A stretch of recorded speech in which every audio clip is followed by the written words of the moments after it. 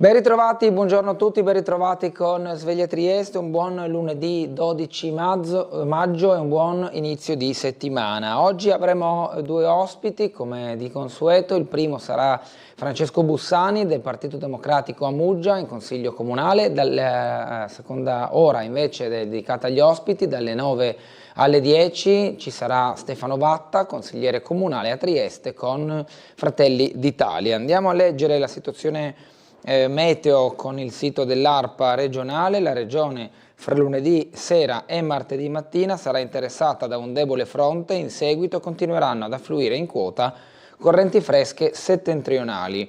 Le previsioni per quanto riguarda oggi, lunedì 12, al mattino cielo in prevalenza poco nuvoloso dalle ore centrali o nel pomeriggio, aumento della nuvolosità, specie in montagna, con rovesci e temporali sparsi che potrebbero interessare successivamente anche la pianura, con minore probabilità invece la costa. In giornata venti a regime di brezza, in serata soffierà bora moderata sulla costa e sulle zone orientali. Temperature minime 12-15 gradi, massime 18-20 gradi centigradi.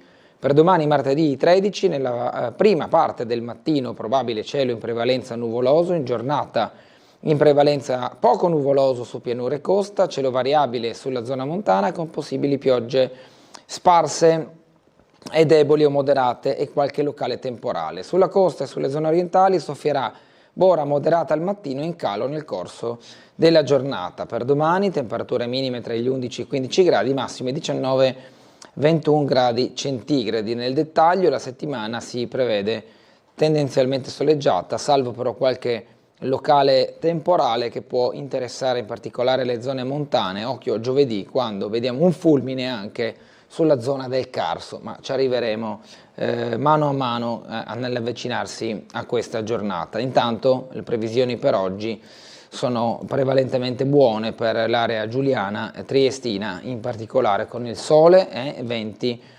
con bora moderata sulla costa e sulle zone orientali. Andiamo alle notizie dal piccolo, in primo piano la pagina principale del quotidiano locale che si occupa dei redditi. La guida al nuovo 730 invii da giovedì, accettando i dati proposti dalle entrate o modificandoli. Aumentate le istruzioni del fisco sulla dichiarazione, toccato il record delle 168 pagine. Con la primavera è arrivata la stagione della dichiarazione dei redditi. Dalla fine di aprile, dal 30, la precompilata 2025 è disponibile in modalità consultazione sul sito dell'Agenzia delle Entrate. Da giovedì partirà la fase 2 con la possibilità di accettare il risultato proposto dalle entrate o modificarlo. Nel tempo le istruzioni al 730 sono aumentate, ora infatti si compongono di 168 pagine. L'altra notizia al centro, l'incendio a Melara, 30 le persone evacuate, fiamme da un materasso e da un divano abbandonati in un androne, l'allarme dei residenti con l'ipotesi del dolo. L'area qui in foto del complesso dell'Ater dove l'altra sera sono divampate le fiamme con ciò che è rimasto del materiale andato a fuoco. Nel taglio alto Julio Velasco, dottore ad honorem, e il giorno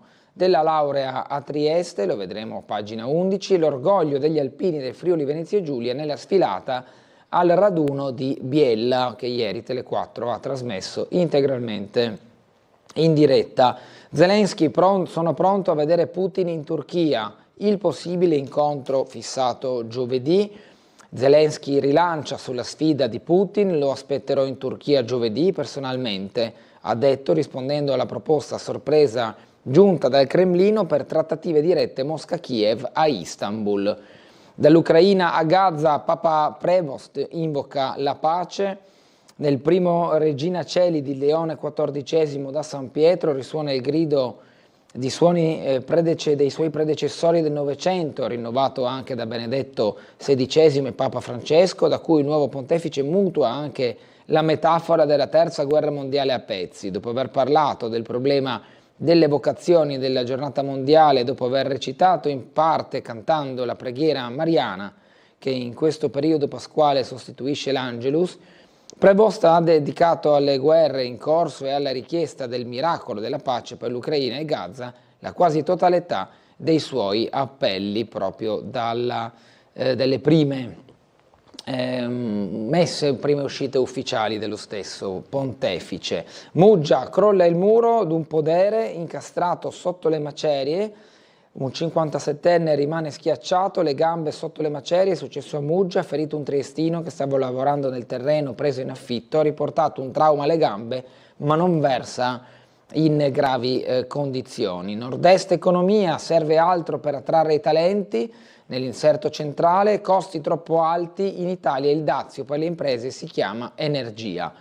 Altri argomenti legati alla città: progetti in partenariato a Miramare, i giudici bocciano il ricorso, lo vedremo a pagina 17. Poi in arrivo il concorso per la polizia locale, in palio ci sono 19 assunzioni. Da Roma 4 milioni per la nave Bassi, fondi anche ad Area Science Park, e poi Ferrari e l'Unione negli anni della B. Il lutto nel mondo del calcio a pagina 27. Scopriremo di più anche sulle attività sportive e i risultati del fine settimana. Andiamo alle pagine dedicate alle notizie di Trieste, con l'incendio a Melara, 30 le persone evacuate, le fiamme da un divano abbandonato, rogo divampato nell'Androne, il fumo ha invaso gli spazi comuni, 2 gli intossicati, vigili del fuoco impegnati nella notte. C'è l'ipotesi del dolo, l'allarme lanciato da una coppia di inquilini che rientrava da lavoro. Qui le foto dell'intervento dei vigili del fuoco in miniatura, un residente che passa nella zona oggetto dell'incendio e poi l'androne dove hanno preso fuoco i materassi, che è stata delimitata dai vigili del fuoco dopo aver proceduto con lo spegnimento delle fiamme. Gli oggetti lì da un mese, discariche in questi atri.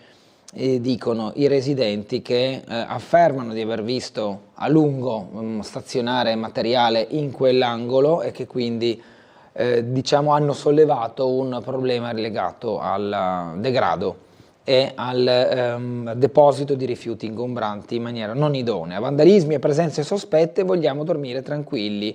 Queste le reazioni dei residenti raccolte ieri dai colleghi del quotidiano. Schianto in Portovecchio, resta grave il giovane centauro, il sinistro è avvenuto sabato pomeriggio, il 18enne è ancora ricoverato in terapia intensiva, la prognosi è riservata, aveva perso il controllo della sua Honda CBR ed era finito contro un albero. Restano gravi le condizioni del motociclista 18enne coinvolto sabato pomeriggio nell'incidente stradale avvenuto in Portovecchio con un'uscita autonoma del mezzo, le cui cause sono ancora in via di accertamento da parte della polizia locale. Il ragazzo, che ha riportato un trauma cranico e un trauma toracico, è ancora ricoverato nel reparto di terapia intensiva a Cattinara. La prognosi resta riservata. A bordo della sua motocicletta c'era anche una ragazza minorenne che fortunatamente non ha riportato gravi conseguenze, solo lievi ferite. Il sinistro è avvenuto attorno alle 17 in prossimità del magazzino 26, nel tratto di strada all'interno del Portovecchio, che poco dopo la curva della Bretella porta Largo Santos. I 2 giovani tornavano in città dalla zona del lungomare di Barcola per motivi, come detto, ancora in fase di accertamento.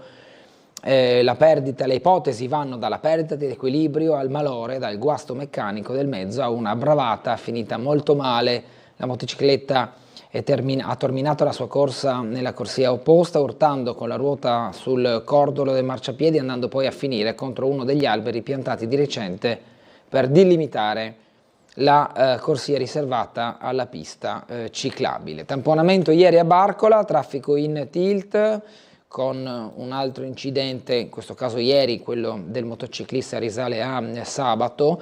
Tamponamento leggiamo a Barcola, lunghe code di rientro dal mare, l'incidente ieri sera ha congestionato un tratto della costiera, coinvolto due automobili, è avvenuto verso le 18 in direzione Trieste. L'impatto ha causato soltanto danni, nessun ferito, pesanti invece le ripercussioni sul traffico, complice anche il fatto che a quell'ora in tanti stavano rientrando in città dopo una giornata al mare.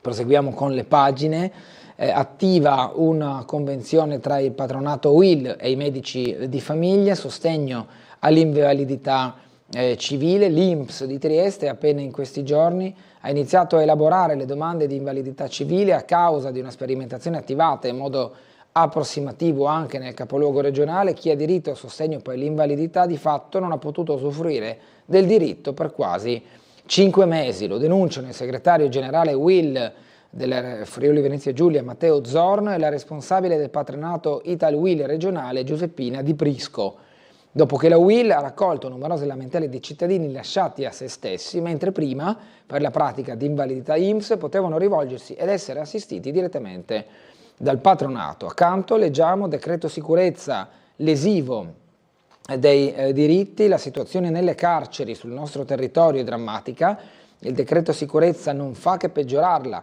Per la festa della mamma entriamo nella sezione femminile per porre l'attenzione su un aspetto crudele, la detenzione per madri e donne incinte. Così Giulia Massolino, consigliera del Patto Civica, dopo l'incontro organizzato dalla garante dei detenuti Elisabetta Burla proprio all'interno del carcere del Coroneo. Veicoli incendiati a Servola, almeno 30.000 euro di danni, il rogo doloso. 30.000 euro di danni è una prima stima delle conseguenze dell'incendio doloso di Servola, quello che in pochi minuti ha divorato 4 veicoli posteggiati in via dei Giardini e provocato 2 feriti. La coppia di trentenni è rimasta lievemente ustionata nel tentativo di salvare una delle auto. La cifra è approssimativa e calcolata probabilmente per difetto in attesa della perizia dell'assicurazione sui mezzi carbonizzati, una Ford EcoSport, una Suzuki, una moto e uno scooter. Potrebbe quindi aumentare l'importo stimato dei danni. Siamo completamente appiedati, dicevano all'indomani dell'incendio le vittime che gestiscono la casa vacanze Le Rose. Abbiamo avuto danni ingenti oltre alla paura e alle ustioni. Mentre Lisa Scrignani, il marito Angelo Ermanno Bazzan e l'anziano papà di lei sono alle prese con gli strascichi del raid, gli investigatori della polizia indagano per stringere il cerchio sul responsabile. In mano hanno i filmati delle telecamere private puntate proprio sul parcheggio condominiale. Gli occhi elettronici hanno registrato l'interazione. Nei filmati si vede un uomo incappucciato con la mascherina sul volto e uno zaino in spalla. Il piromane entra in azione poco dopo le 2:30, raggiunge a piedi il bersaglio da via di Servola e agisce senza fretta. Tira fuori dallo zaino le bottiglie con l'accelerante, probabilmente benzina, le svuota sulle auto e sui motocicli e poi appicca il fuoco. È rimasto lì fermo per un po' a guardare le fiamme, raccontava incredulo l'anziano, proprietario della Ford. Il raid è durato più di 10 minuti, poi l'uomo è scappato.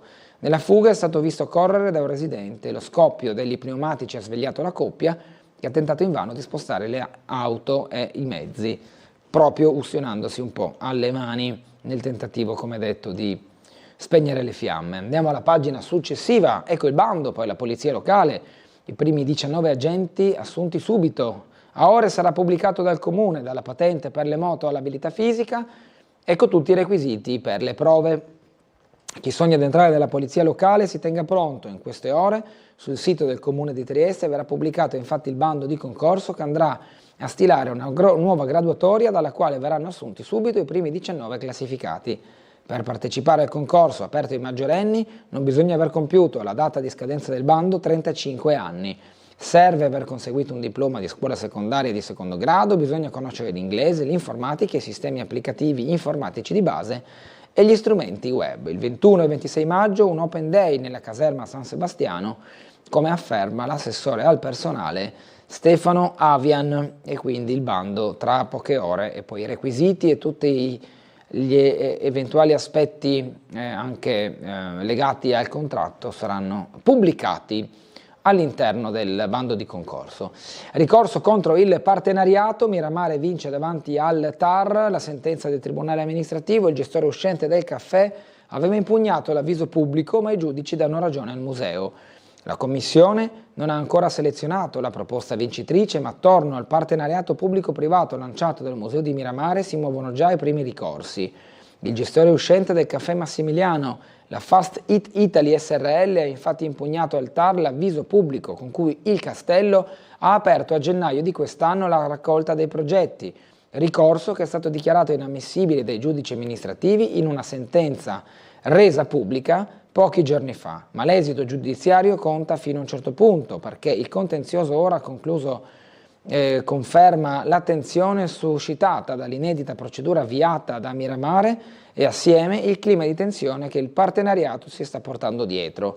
Dalla posta in gioco si è già scritto più volte assieme alla gestione e al rilancio del caffè Massimiliano, gli orizzonti della collaborazione con il privato sono molto ampi. Quest'ultimo si farà promotore del recupero delle ex serre sgravati e per i prossimi 6 anni potrà programmare e realizzare eventi culturali in alcune aree selezionate, quindi diciamo che il nuovo gestore avrà più che la sola gestione della caffetteria, avrà anche la possibilità di intervenire con dei piccoli eventi che sono però a sua organizzazione e competenza in certe aree del parco di Miramare. Rimaniamo in questa pagina, Grignano tra cantieri e la nuova segnaletica, l'operazione anche a Barcola e in Viale Miramare, raccolti al Farneto 17 sacchi di rifiuti dagli studenti del MIB, giornata ecologica alla Business School, è il nostro modo di dire grazie alla città, l'iniziativa proprio raccontata in questo articolo. E poi la curiosità all'Ausonia segnaletica anche in dialetto.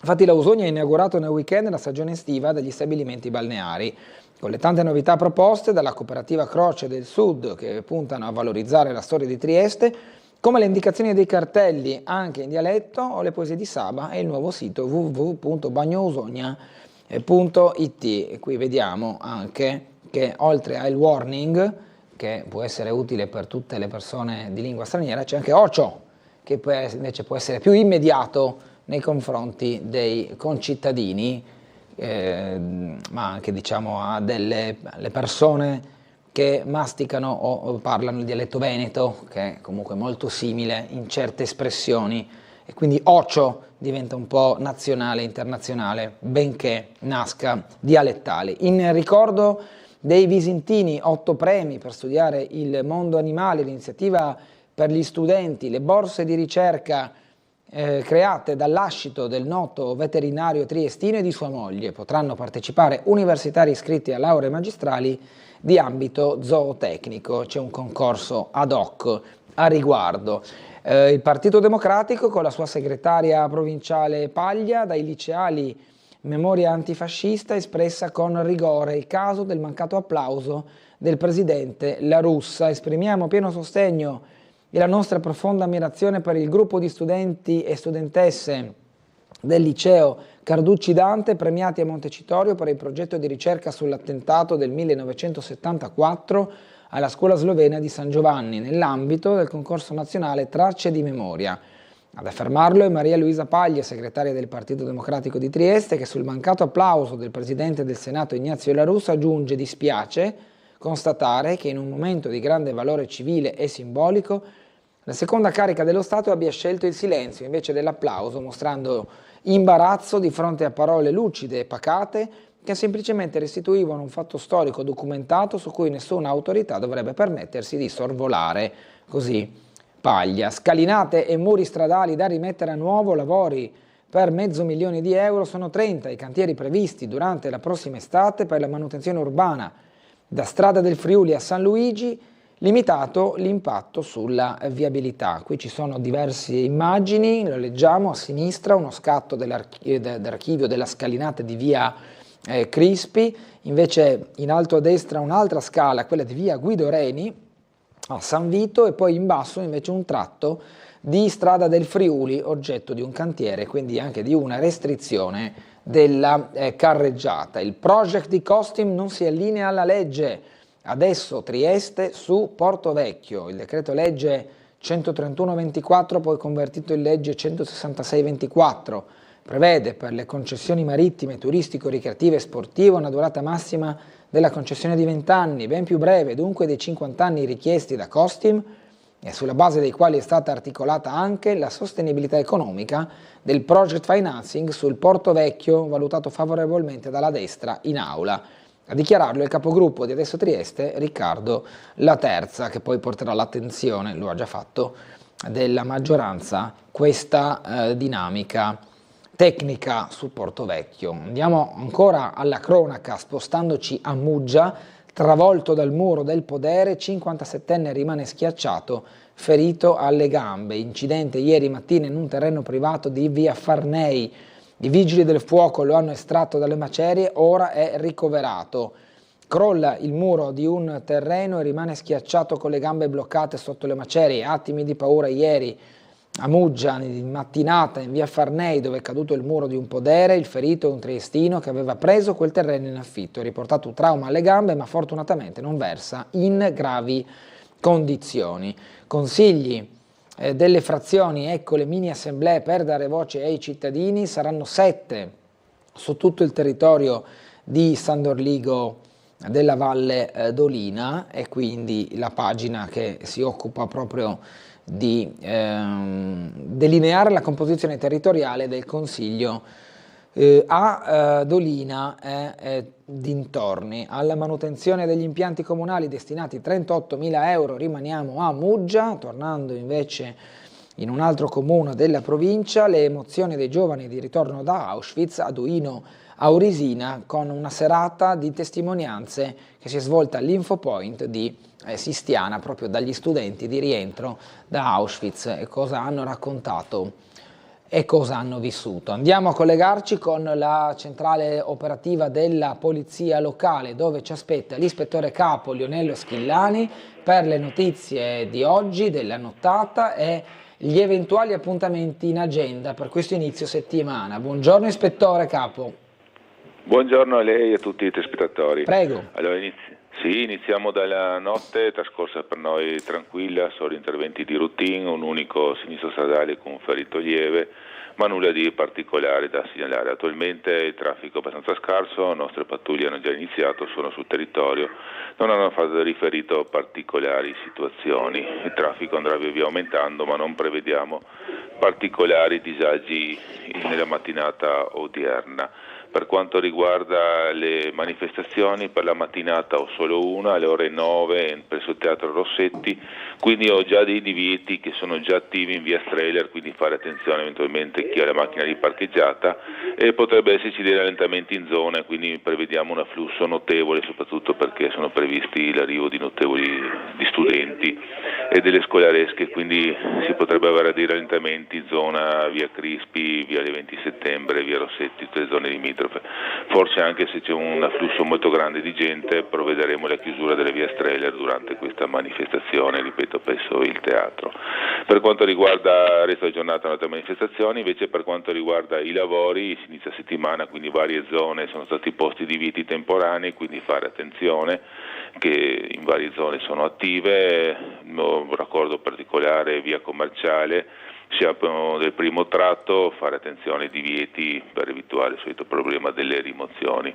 Inoltre sempre per lavori ho 2 chiusure, in centrale, cioè nel centro città, la via Gambini tra il civico 10 e 12, siamo tra la via Manzoni e via Conti, quindi verrà chiusa per lavori a Cegas e questa chiusura durerà un paio di giorni, quindi scegliere eventualmente percorsi alternativi. È già posta la segnaletica e il nostro personale sul posto monitorare la situazione. Inoltre ho anche una chiusura di una strada, siamo più in periferia, la via Pellegrini, siamo all'altezza del civico 18 e naturalmente da via Marchesetti sono già stati posti avvisi di questa chiusura e un piccolo tratto laterale proprio di essere di interesse per i residenti. Ultima nota che ho per i lavori: iniziano questa settimana i lavori di rifacimento a segnaletica orizzontale in orario notturno come da prassi. In questo periodo primaverile estivo le ditte lavorano appunto in orario notturno per evitare particolari disagi alla viabilità. Questa settimana lavoreranno nella zona di Barcole, Agrignano e Viale Miramare, quindi fare attenzione sia ai divieti che al cantiere mobile che si avrà in orario notturno, quindi fare attenzione. Altre cose da fornire particolari al momento non ho, quindi restituire le linee. Grazie all'ispettore capo Schillani, una buona giornata e un buon lavoro. Grazie anche a lei e a tutti i telespettatori. Noi con la rassegna stampa ci spostiamo alle prime pagine del Piccolo con le notizie dall'estero. Zelensky rilancia sulla sfida di Putin, lo aspetterò in Turchia.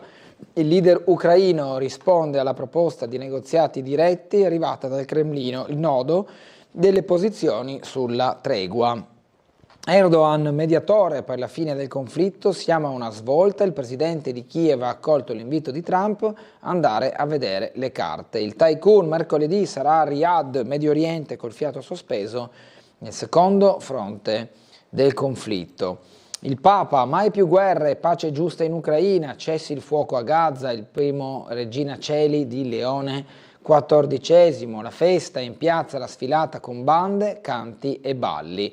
Il futuro della Chiesa e la crisi delle vocazioni, l'appello ai giovani nel messaggio del Pontefice, e poi di nuovo sulla guerra, siano liberati tutti i prigionieri e i bambini, possano tornare alle proprie famiglie, ha detto il Papa. Dazi dalla maratona negoziale, una prima intesa fra Stati Uniti e Cina con i colloqui a Ginevra, l'accordo per stabilire un meccanismo di consultazione sul commercio, previsti scambi regolari e irregolari, dettagli attesi oggi in una nota congiunta. Vediamo qui Scott Bessent a sinistra con Jameson Greer ieri a Ginevra, gli emissari statunitensi per le trattative sul commercio. Elezioni in Albania, Rama in largo vantaggio sulla via per l'Europa, urne chiuse da poco, un exit poll condotto dal portale Albanian Post conferma la netta vittoria dei socialisti e del premier uscente Edi Rama nelle elezioni tenutesi ieri nel paese balcanico. Redditi, come da prima pagina, riprendiamo alcuni argomenti, la guida alla precompilata, invio da giovedì accettando i dati proposti dalle entrate o modificandoli. L'atto è online con guadagni e bonus legati alle detrazioni fiscali. Le istruzioni sono da record e contano 168 pagine. In testa ai documenti ci sono le spese sanitarie seguite dai premi assicurativi e poi da tutto il pacchetto delle ristrutturazioni. E questo articolo può aiutare anche a sapersi muovere al meglio. La stagione fiscale è cominciata, tutte le scadenze sul calendario. Si possono ritrovare poi le informazioni anche sul sito dell'Agenzia delle Entrate. Il termine di consegna è il 30 settembre, l'IMU si paga entro il 16 giugno e si salda entro il 16 di dicembre, quindi la tassa sull'immobile per la seconda e poi le altre eventuali case di proprietà. Andiamo alla Dunata nazionale, gli alpini portatori di speranza, le sezioni del nord-est hanno sfilato in nome della pace. Le portatrici carniche sono state accolte con un applauso, ha debuttato la fanfara al femminile del Friuli Venezia Giulia, le penne nere di Vittorio Veneto sono state accompagnate dal reparto Solmeri con muli bardati, citata anche Go 25, capitale della cultura, la marea blu composta da quanti hanno indossato la polo Io sono Friuli Venezia Giulia. Queste le immagini con la polo e gli alpini infatti con la colore blu, gli altri invece con la polo verde, poi ancora altre immagini proprio dalla cerimonia di ieri che andiamo ad assaporare secondo solo alcuni dei passaggi che sono stati quelli che hanno contraddistinto proprio il momento della sfilata della sezione di Trieste. Vediamo l'estratto dalla diretta di ieri della Dunata Nazionale degli Alpini a Biella.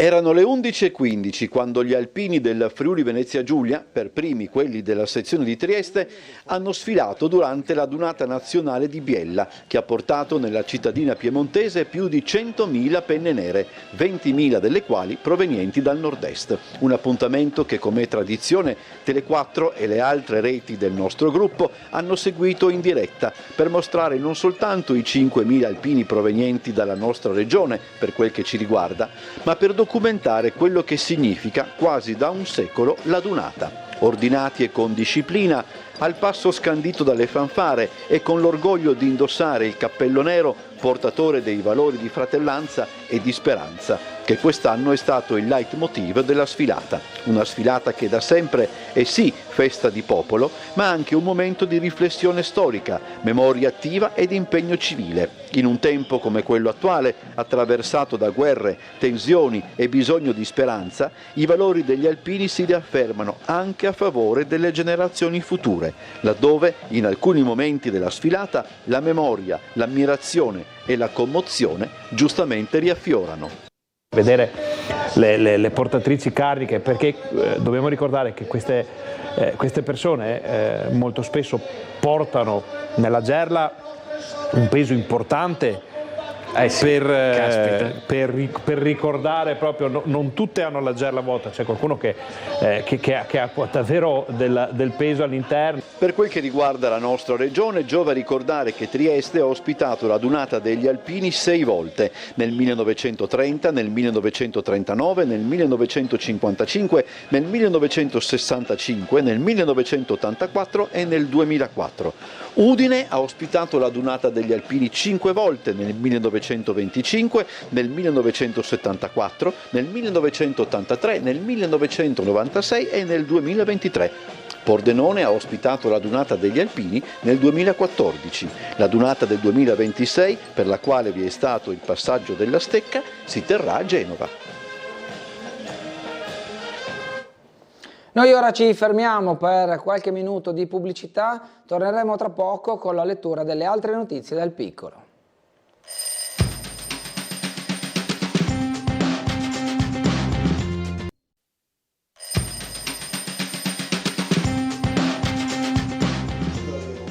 Trenta persone sono state evacuate dallo stabile di via Pasteur 33 nel comprensorio Ater di Melara, in seguito ad un incendio partito questa notte nel vano scale del condominio dopo che alcuni arredi abbandonati erano andati a fuoco. Mi ero appisolata, stavo guardando la TV, mi sono appisolata perché mi bruciava la gola e mi bruciavano anche gli occhi, quindi ho detto che mi alzo così, dico Dio, c'è la nebbia in casa, ma che sta succedendo?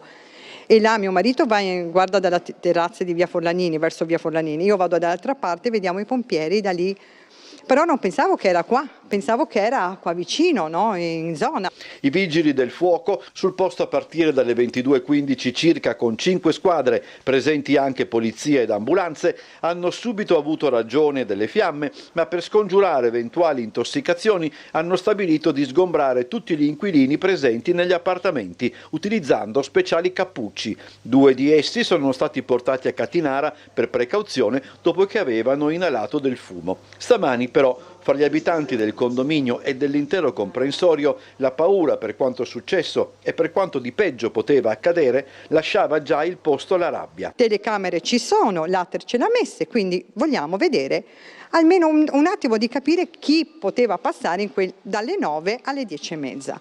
Quanto accaduto, affermano, era prevedibile e c'è già chi teme possa ripetersi anche in altri vani scale del comprensorio, adibiti a deposito di arredi. Noi siamo veramente stufi di questa gente che lascia le cose in Androna, non chiama la Cegas, perché non chiama la Cegas, che è gratuito. Anch'io ho fatto dei traslochi, ho chiamato la Cegas, dopo 2 giorni sono venuti a prendere le cose.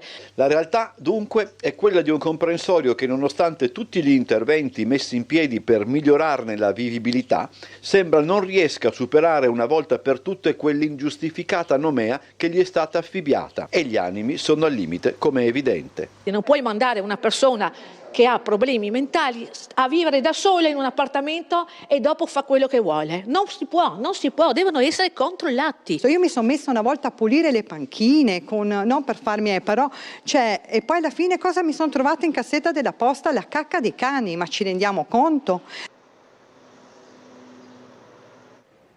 Questo quanto raccolto ieri da Umberto Bosazzi a Melara dopo l'incendio, cui abbiamo visto anche prima l'articolo nella relativa sezione del Piccolo, che tra poco scorreremo in velocità, avendo visto già pochi minuti fa le notizie dedicate alla sezione di Trieste, che però rivedremo tra non molto. Intanto ci eravamo fermati prima della pausa pubblicitaria a questa pagina: da Roma 4 milioni alla nave Laura Bassi e altri 2 ai laboratori di Area Science Park. Il Ministero vuole ammodernare la rompighiaccio dell'OGS, in arrivo fondi per le ricerche di Area nel campus di Salerno.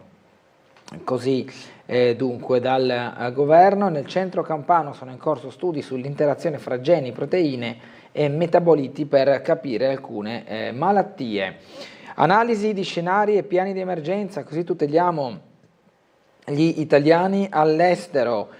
Minasia, capo dell'unità di crisi e già ambasciatore di Bosnia e Erzegovina, sarà ospite domenica alla rassegna di Trieste. Qui l'intervista di Valeria Pace verso Link Media Festival.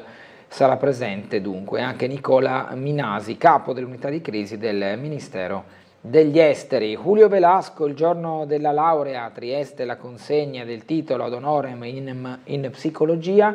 Il coach terrà la lectio magistralis allenando la mente. La generazione dei fenomeni è stato leader di una squadra irripetibile a Parigi, ha infranto il tabù olimpico, e poi dal calcio alla formazione aziendale la trasversalità. Non solo volley, la carriera di Velasco è proseguita all'insegna della trasversalità con esperienze dirigenziali nel mondo del calcio, alla Lazio e all'Inter. Da anni come comunicatore e protagonista di incontri pubblici, conferenze e corsi di formazione aziendale, le sue parole vengono studiate nelle università. Oggi la cerimonia di conferimento della laurea sarà in diretta streaming sul canale YouTube dell'Università di Trieste. Il rettore di Leonarda, qui in foto, sarà uno degli ultimi passaggi, cerimonie pubbliche dell'attuale rettore Roberto Di Lenarda. Poi dal 1 agosto subentrerà invece Donata Vianelli. Alle 11 ci sarà la cerimonia, i capitani del CUS maschile e femminile lo aiuteranno a indossare la toga. L'argentino è stato pioniere nell'applicare allo sport il supporto della forza mentale e tecnica e fisico. Come comunicatore ed educatore viene considerato una figura di spicco a livello internazionale. Siamo alla cronaca, sempre ad attualità nelle pagine nazionali. Si uccide l'assassino in fuga. Trovata morta la donna. Emanuele De Maria, in permesso di lavoro in hotel, aveva coltellato un collega in un laghetto. Il corpo del cinquantenne scomparso aveva 2 tagli alla gola. Emanuele De Maria, 35 anni, non potrà raccontare quello che a tutta evidenza appare il secondo femminicidio commesso nella sua vita, né potrà spiegare perché sabato all'alba il detenuto del carcere di Bollate, ammesso al lavoro esterno all'Hotel Berna, vicino alla stazione centrale, abbia coltellato per 5 volte il suo collega barista, l'egiziano Hani Nasr, che dopo delicati interventi chirurgici è ora fuori pericolo di vita e sarà sentito prima possibile dagli investigatori della squadra mobile della questura e dal PM Francesco De Tommasi. De Maria, che era detenuto per aver ucciso una ragazza tunisina di 23 anni, Oumania Rakel, a Castelvolturno, in provincia di Caserta nel 2016, si è infatti buttato nel pomeriggio di una domenica assolata dai 40 metri delle terrazze del Duomo di Milano, morendo all'istante. Poco dopo i carabinieri del nucleo investigativo e di Sesto San Giovanni nel Parco Nord, con l'aiuto dei sommozzatori e dei vigili del fuoco, hanno trovato il corpo di quella che appare a tutti gli effetti la sua seconda vittima, Shamila Witsuruya, 50 anni, sposata con un figlio, che era scomparsa da venerdì pomeriggio e trovata con 2 tagli alla gola. Anche lei lavorava allo stesso hotel ed era italiana di origine cingalese. Il dramma si era intuito quando un addetto dell'ATM venerdì aveva trovato il cellulare della donna in un cestino alla fermata Bignami della metropolitana, non distante dal Parco Nord. Il marito la cercava dopo essere stato avvertito che la moglie non si era presentata al lavoro. E il secondo, come detto, Emanuele e Shamila, lei lavorava al bar Rebus sul femminicidio. Lampedusa, invece, 2 bimbi e un uomo morti di fame e sete su un gommone. Proviene da Palermo questa notizia. Nel giorno della festa della mamma ci sono madri che piangono la morte di 2 bambini di appena 2 anni, arrivati cadaveri a Lampedusa, con loro anche il corpo esamine di un 30enne. Sarebbero morti di fame e di sete mentre erano a bordo di un gommone di 8 metri salpato mercoledì scorso da Zawiya in Libia assieme ad altre 57 persone, rimasto alla deriva fino a quando sabato pomeriggio sono stati soccorsi dalla nave della ONG Nadir su segnalazione di Frontex. Lotta alle case abusive, avviate 25 demolizioni nell'area di Lisignano, nuovo ciclo di abbattimenti contro il mattone illegale, in tutta la penisola stimate 50.000 costruzioni fuori legge. Le viti dell'isola di Curzola distrutte da una grandinata, perso metà del raccolto. Cantiere da 1 milione per la strada d'accesso alla moschea di Fiume, i lavori da fine maggio, e poi 2 incidenti mortali sulle strade istriane, a perdere la vita giovani ventenni. Queste le notizie della pagina di Trieste che avevamo visto in apertura di rassegna stampa. Gli diamo un'occhiata veloce anche a beneficio di chi si fosse collegato da poco. Incendio a Melara, 30 persone evacuate, le fiamme da un divano abbandonato, l'allarme lanciato da una coppia di inquilini che rientrava da lavoro. Vandalismi e presenze sospette, vogliamo dormire tranquilli. Queste le reazioni dei residenti sentite ieri, come avete visto dal servizio anche dal nostro Umberto Bosazzi. Schianto invece in Porto Vecchio, resta grave il giovane motociclista che è uscito di strada con la sua Honda CBR, viaggiava con a bordo anche una ragazza minorenne che però ha riportato ferite lievi. Il ragazzo invece è in terapia intensiva, la prognosi è riservata. Tamponamento ieri a Barcola, traffico in tilt in particolare verso la costiera, solo danni nell'impatto ma grandi e pesanti ripercussioni al traffico. Attiva una convenzione tra il patronato UIL e i medici di famiglia, sostegno all'invalidità civile, e poi il decreto sicurezza è lesivo dei diritti, ha detto la consigliera di Patto per l'Autonomia Giulia Massolino dopo la visita all'interno del carcere con il garante dei detenuti Elisabetta Burla al carcere del Coroneo. Veicoli incendiati a Servola, almeno 30.000 euro di danni. Il rogo doloso con tanto di individuazione del responsabile, ora si sta stringendo il cerchio attorno alla figura che ha appiccato il fuoco nei giorni scorsi. Ed è prossimo invece alla pubblicazione il bando per la polizia locale, i primi 19 agenti saranno assunti subito, a ore sarà pubblicato dal comune, dalla patente per le moto all'abilità fisica, tutti i requisiti inseriti proprio nel concorso di gara. Bisogna avere alla data di scadenza del bando, non bisogna aver compiuto 35 anni, serve aver conseguito un diploma di secondaria e di secondo grado, e bisogna conoscere l'inglese, l'informatica, i sistemi applicativi informatici di base e gli strumenti web. Ricorso contro il partenariato con Miramare che vince davanti al TAR per la gestione futura della caffetteria. Grignano tra cantieri e nuova segnaletica, e raccolti poi invece al Farneto 17 sacchi di rifiuti dagli studenti del MIB. Alla Usogna, una curiosità, la segnaletica arriva anche al dialetto, oltre all'attenzione al warning c'è anche Ocio per quanto riguarda i punti dove potersi tuffare e altre istruzioni interne allo stabilimento. In ricordo dei visintini, 8 premi per studiare il mondo animale, l'iniziativa per gli studenti delle lauree magistrali in ambito zootecnico. E invece dal Partito Democratico, dai liceali, memoria antifascista espressa con rigore, il caso del mancato applauso del presidente La Russa, parla la segretaria provinciale Maria Luisa Paglia. Scalinate e muri stradali da rimettere a nuovo, lavori per €500.000. Qui alcuni scorci, la scalinata di via Crispi, la scala di via Guido Reni e poi un tratto di strada del Friuli che saranno inseriti in questo elenco di punti dove il comune interverrà con nuove manutenzioni. Il project di Costim non si allinea alla legge, lo dice il gruppo civico d'opposizione di Adesso Trieste riguardo dei tecnicismi sul bando che consegna al gruppo Costim il project financing di rigenerazione urbana di Portovecchio Portovivo. A Muggia, travolto dal muro del podere, 57enne rimane schiacciato alle gambe, incidente ieri mattina in un terreno privato di via Farnei, i vigili del fuoco lo hanno estratto dalle macerie e ricoverato, non si trova in pericolo di vita. Ecco i consigli delle frazioni, ecco le mini assemblee per dare voce ai cittadini, saranno 7 su tutto il territorio di San Dorligo della Valle d'Olina. Alla manutenzione degli impianti comunali destinati 38.000 euro a Muggia, e poi le mozioni dei giovani di ritorno da Auschwitz invece nelle scuole di Duino Aurisina. Auto d'epoca a spasso sulle strade di Trieste con il raduno di una quarantina di veicoli e un centinaio di collezionisti e amanti delle automobili d'epoca provenienti da tutta Europa che hanno partecipato nel corso del fine settimana al 34esimo raduno Città di Trieste alla scoperta del territorio, appuntamento organizzato dal Club Amici della Topolino. E qui lo vediamo con la foto che proprio ne mostra alcuni modelli.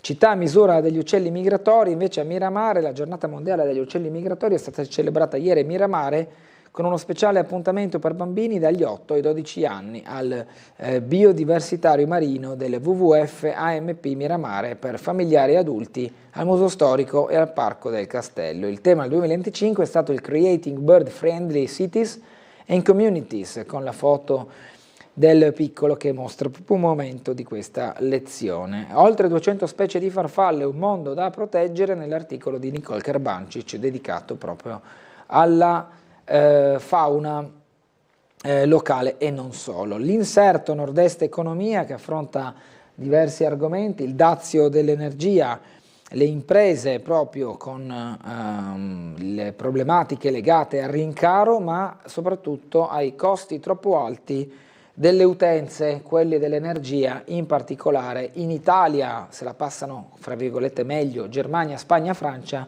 sicuramente i paesi scandinavi, che invece hanno avuto modo di accedere a un'energia con un costo minore in virtù di impianti e distribuzione dell'energia nel nord dell'Europa, differenti da quello del centro e sud Europa. I gruppi d'acquisto per ridurre i prezzi è una delle strategie avanzate. Antonella Candiotto, presidente e amministratore delegato della Galdi: alle imprese deve essere garantito un approvvigionamento costante prevalentemente da fonti rinnovabili, ha detto la consigliera delle politiche energetiche di Confindustria Veneto Est. Old Wild West e non solo, nuovi locali per CGR con l'ingresso del fondo 4R, la società friulana dei ristoranti a tema torna a investire, ma poi anche la quarta generazione di Genesini Erminio che continua a correre con 40.000 spedizioni. I tessuti di Rubelli dal Bolshoi agli hotel, lavorando insieme la moda ce la farà. E quindi gli 80 anni della Vimar, lo status di marchio storico per le case del futuro. L'azienda di Marostica di materiali elettrici per la domotica ha raggiunto i 317 milioni di ricavi.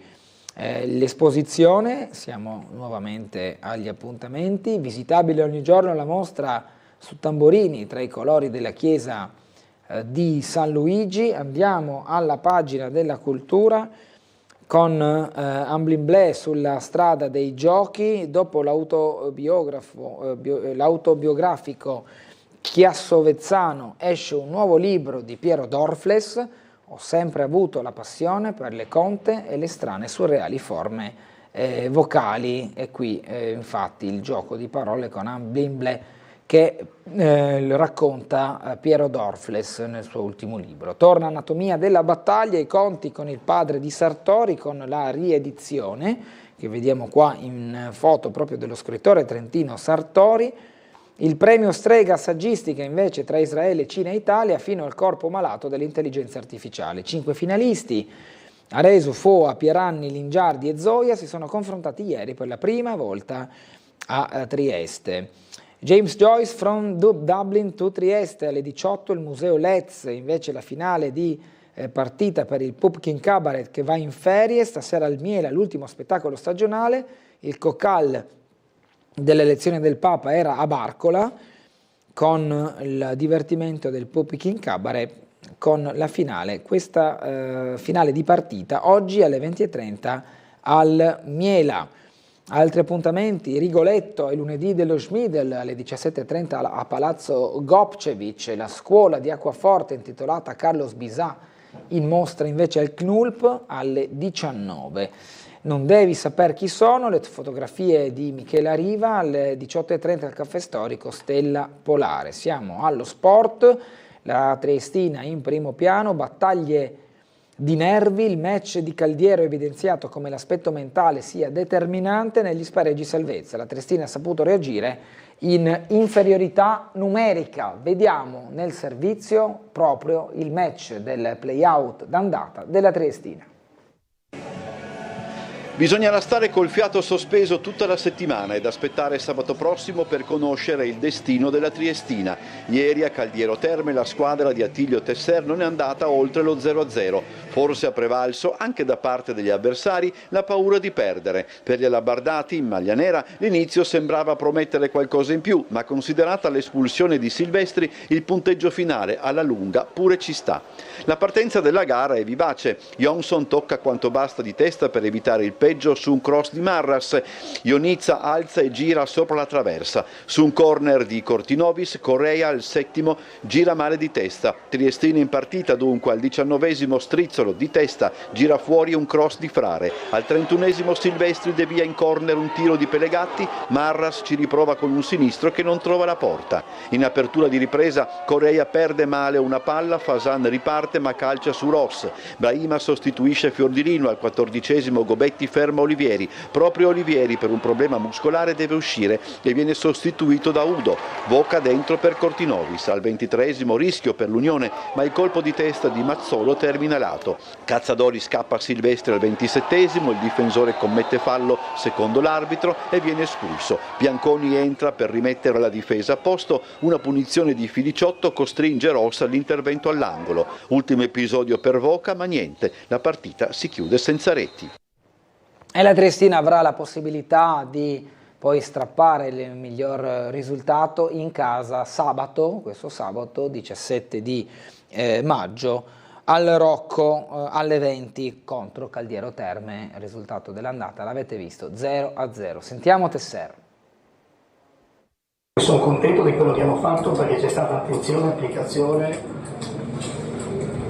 e grande volontà dei giocatori. Sono partite difficili da affrontare, se qualcuno pensa a se partite così, la Garibaldina, no, bisogna averle giocate o perlomeno avere il pensiero di quello che si può sentire e provare in queste partite. Sono partite importanti, sono partite dove la tensione nervosa gioca molto. La mia squadra ha provato a far partita, l'ha fatta per tutto il primo tempo. Non sono stati capaci di avere accelerazioni da far male, questo sì, però abbiamo giocato costantemente sulla metà campo contro una squadra che era tutta sulla propria metà campo, ha pensato a difendersi e ripartire. Non è stata brillantissima, ma è stata di costante possesso palla, un paio di situazioni le abbiamo avute e non è concesso niente. Dovevamo essere bravi anche al ritorno a fare uguale, a concedere poco, provare a fare partita e non abbassarti e farti portare in area di rigore a loro o concedere le ripartenze, cosa che hanno cercato anche in questa partita qua. Bisogna proprio vincere la partita ma con equilibrio, senza andare a rischiare più, poi vedremo quello che succede durante la partita. Saranno bravi loro se si difendono come oggi a difendersi e poi magari giocarsi un po' le carte nel finale, però è una sfera di cristallo, la partita penso che 90-100 minuti ci saranno sabato, saranno ancora più contratti, e poi staremo a vedere chi avrà quella capacità, lucidità e forse anche qualità per dare qualche strappo in più. Ancora con la pagina sportiva, addio a Enzo Ferrari, guidò la Triestina negli anni della Serie B, in foto qui assieme a Fantinella, altre immagini poi della partita d'andata del play-out tra Caldiero Terme e Triestina. Frare, gare da affrontare con la testa, grazie ai tifosi, decisivo il loro aiuto, parla il difensore Alabardato. Nelle altre notizie sportive, basket, trova Brescia, dopo la netta vittoria di Trieste su Sassari sul neutro di Verona. Ieri si sono giocate le altre partite dell'ultima di A. Trieste nei quarti play-off se la vedrà con Brescia. Ancora calcio, il San Luigi batte il Maniago e sale in Serie D, in promozione TVA salva, Sistiana al play-out, in prima categoria giù Mariano, Romanzi e Aquileia, in seconda scende invece il Vesna. Abbiamo visto di Frare, sotto con Brescia infatti per quanto riguarda il basket, definita l'avversaria di Trieste al primo turno dei playoff, gara 1 sabato con l'incognita sulle condizioni di Valentine. La Virtus chiude da capolista, niente finals contro Milano, possibile incrocio invece in semifinale. San Luigi, come abbiamo detto, Maniago asfaltato, in via Felluga torna la Serie D. Nell'ultimo turno del campionato i triestini centrano l'obiettivo promozione, nel perentorio 6-0 sono andate a segno Carlevaris con una doppietta, Vagelli con una doppietta, poi Cofone e Olio. Le lacrime di Ezio, il sorriso di Leonardo, l'orgoglio del Poce, il post partita, i protagonisti con i sorrisi e le emozioni nel volto, nello sguardo, tanto del presidente quanto in quello dei ragazzi e dell'allenatore, di tutto lo staff della squadra di Via Felluga. Il San Luigi torna in Serie D. La Pro Gorizia affonda il Cras Repen, Monfalcone vittoria pirotecnica con Fiume, il Sistiana vince ma non basta, ora il play-out con il Cussignacco. Per quanto riguarda lo sport ci sono tanti altri spunti all'interno del piccolo, non soltanto sul calcio ma anche sul pallavolo e gli sport acquatici come il nuoto, il meeting internazionale al Trofeo Calligari su una festa targata Triestina Summer, oltre 750 gli atleti che hanno gareggiato alla Bianchi, tra protagonisti Burdisto, Dotto, Rummolo, Marchi e Sorini. Noi dobbiamo andare in pubblicità per ritrovarci tra poco di nuovo in vostra compagnia. Saremo assieme a Francesco Bussani, consigliere comunale a Muggia con il Partito Democratico. Ci vediamo tra qualche minuto.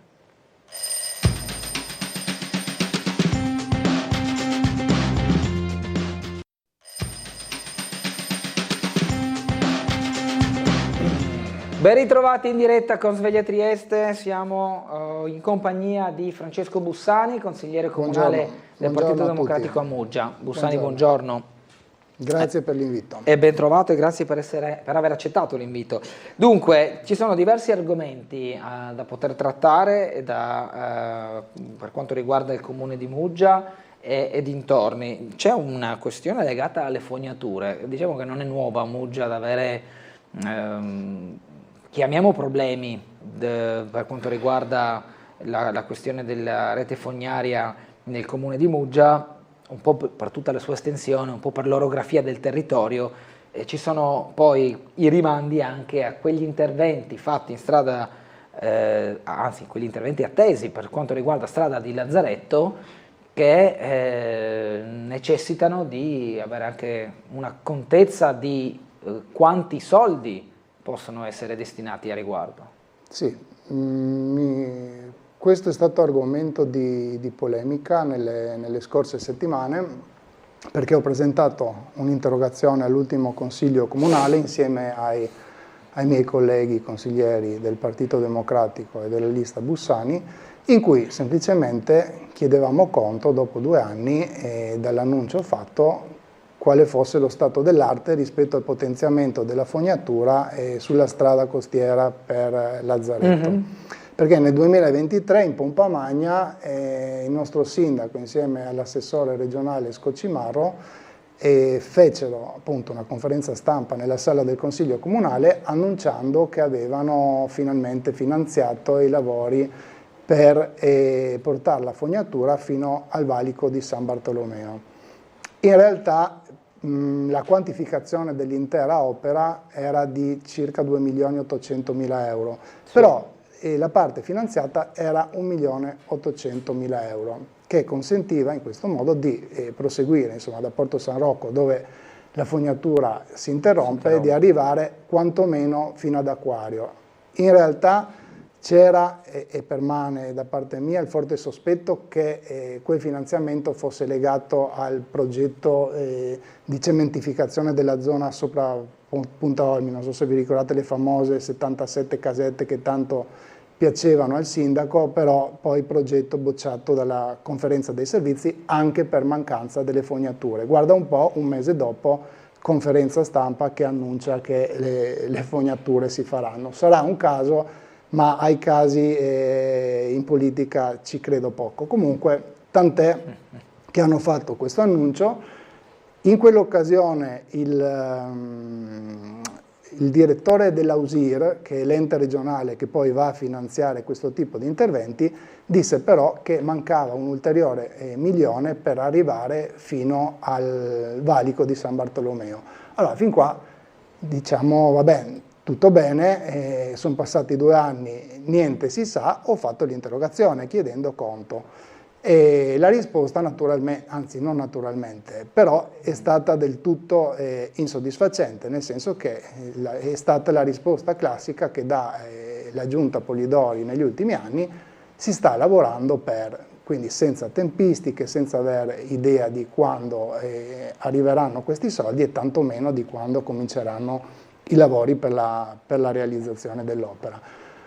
In compenso però il sindaco si è sentito in dovere di ovviamente accusare chi l'ha preceduto, no? Perché non l'avete fatta voi la fognatura per Lazzaretto? Beh, l'ho detto in quell'occasione e lo ribadisco ora, non l'abbiamo fatta perché il suo amico e assessore regionale Scocimarro, quando andai a parlare con lui nel 2019 e a chiedergli i finanziamenti per la realizzazione dell'opera, mi rispose, anzi chiedo scusa, doveva essere il 2020 o 2021, non 2019, mi rispose ne riparleremo dopo le elezioni, aggiungendoci un sorriso che valeva più di 1000 parole. Le elezioni le ha vinte il centrodestra, però delle fognature non si sa niente, nonostante fosse tutto pronto, perché nel 2017 invitai io, ero assessore all'epoca, invitai io il direttore del BEN e con la mia macchina facemmo il giro di tutta Muggia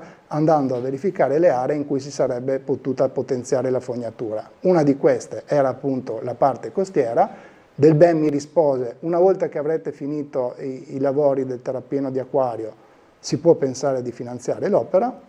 L'altra parte riguardava Pisciolon. È il 2025, Pisciolon è stata riasfaltata senza fare le fognature che da decenni i cittadini e residenti attendono, e sulla parte costiera non si sa più niente. Quindi di base quel che io lamento e denuncio è il fatto che questa giunta è una giunta a cui piace molto andare sui giornali a fare annunci, a promettere cose, il sindaco fa i suoi video, racconta la sua verità, fatto sta che al lato pratico niente è cambiato a Muggia. Non è che è stato insediato 3 mesi fa, stiamo andando verso il 4º anno di mandato, è tutto fermo. Questo risulta piuttosto fastidioso, soprattutto quando non perde occasione per accusare chi c'era prima. Chi c'era prima ha fatto il disastro dei rifiuti a Muggia. Bene, sono passati 4 anni, niente è cambiato, niente, anzi sono state tolte i bidoni per la raccolta del verde che aiutavano molti anziani che invece adesso si trovano costretti ad andare in piazzola ecologica. Hanno finanziato un'opera 550.000 euro col bilancio comunale per la realizzazione di 8 piazzole ecologiche al solo servizio del centro storico. Le abbiamo viste, sono state finanziate 2 anni fa. Niente, tutto tace. Però sul giornale continuiamo ad alzare l'asticella, a promettere faremo questo, a promettere faremo quello, fatto sta che di concreto si vede ben poco. In compenso adesso ho appena ultimato un'interrogazione, annuncio già così magari diamo al sindaco il tempo di preparare una risposta soddisfacente per il prossimo Consiglio. Sono stati finanziati i nuovi centri estivi per l'anno 2025, 763 domande, sono stati dati posto solo per 600 bambini. Allora io gli ricordo che la giunta precedente aveva coperto tutte le domande fatte, tirando fuori soldi, certamente non è gratis, però investendo per i cittadini, per la cittadinanza.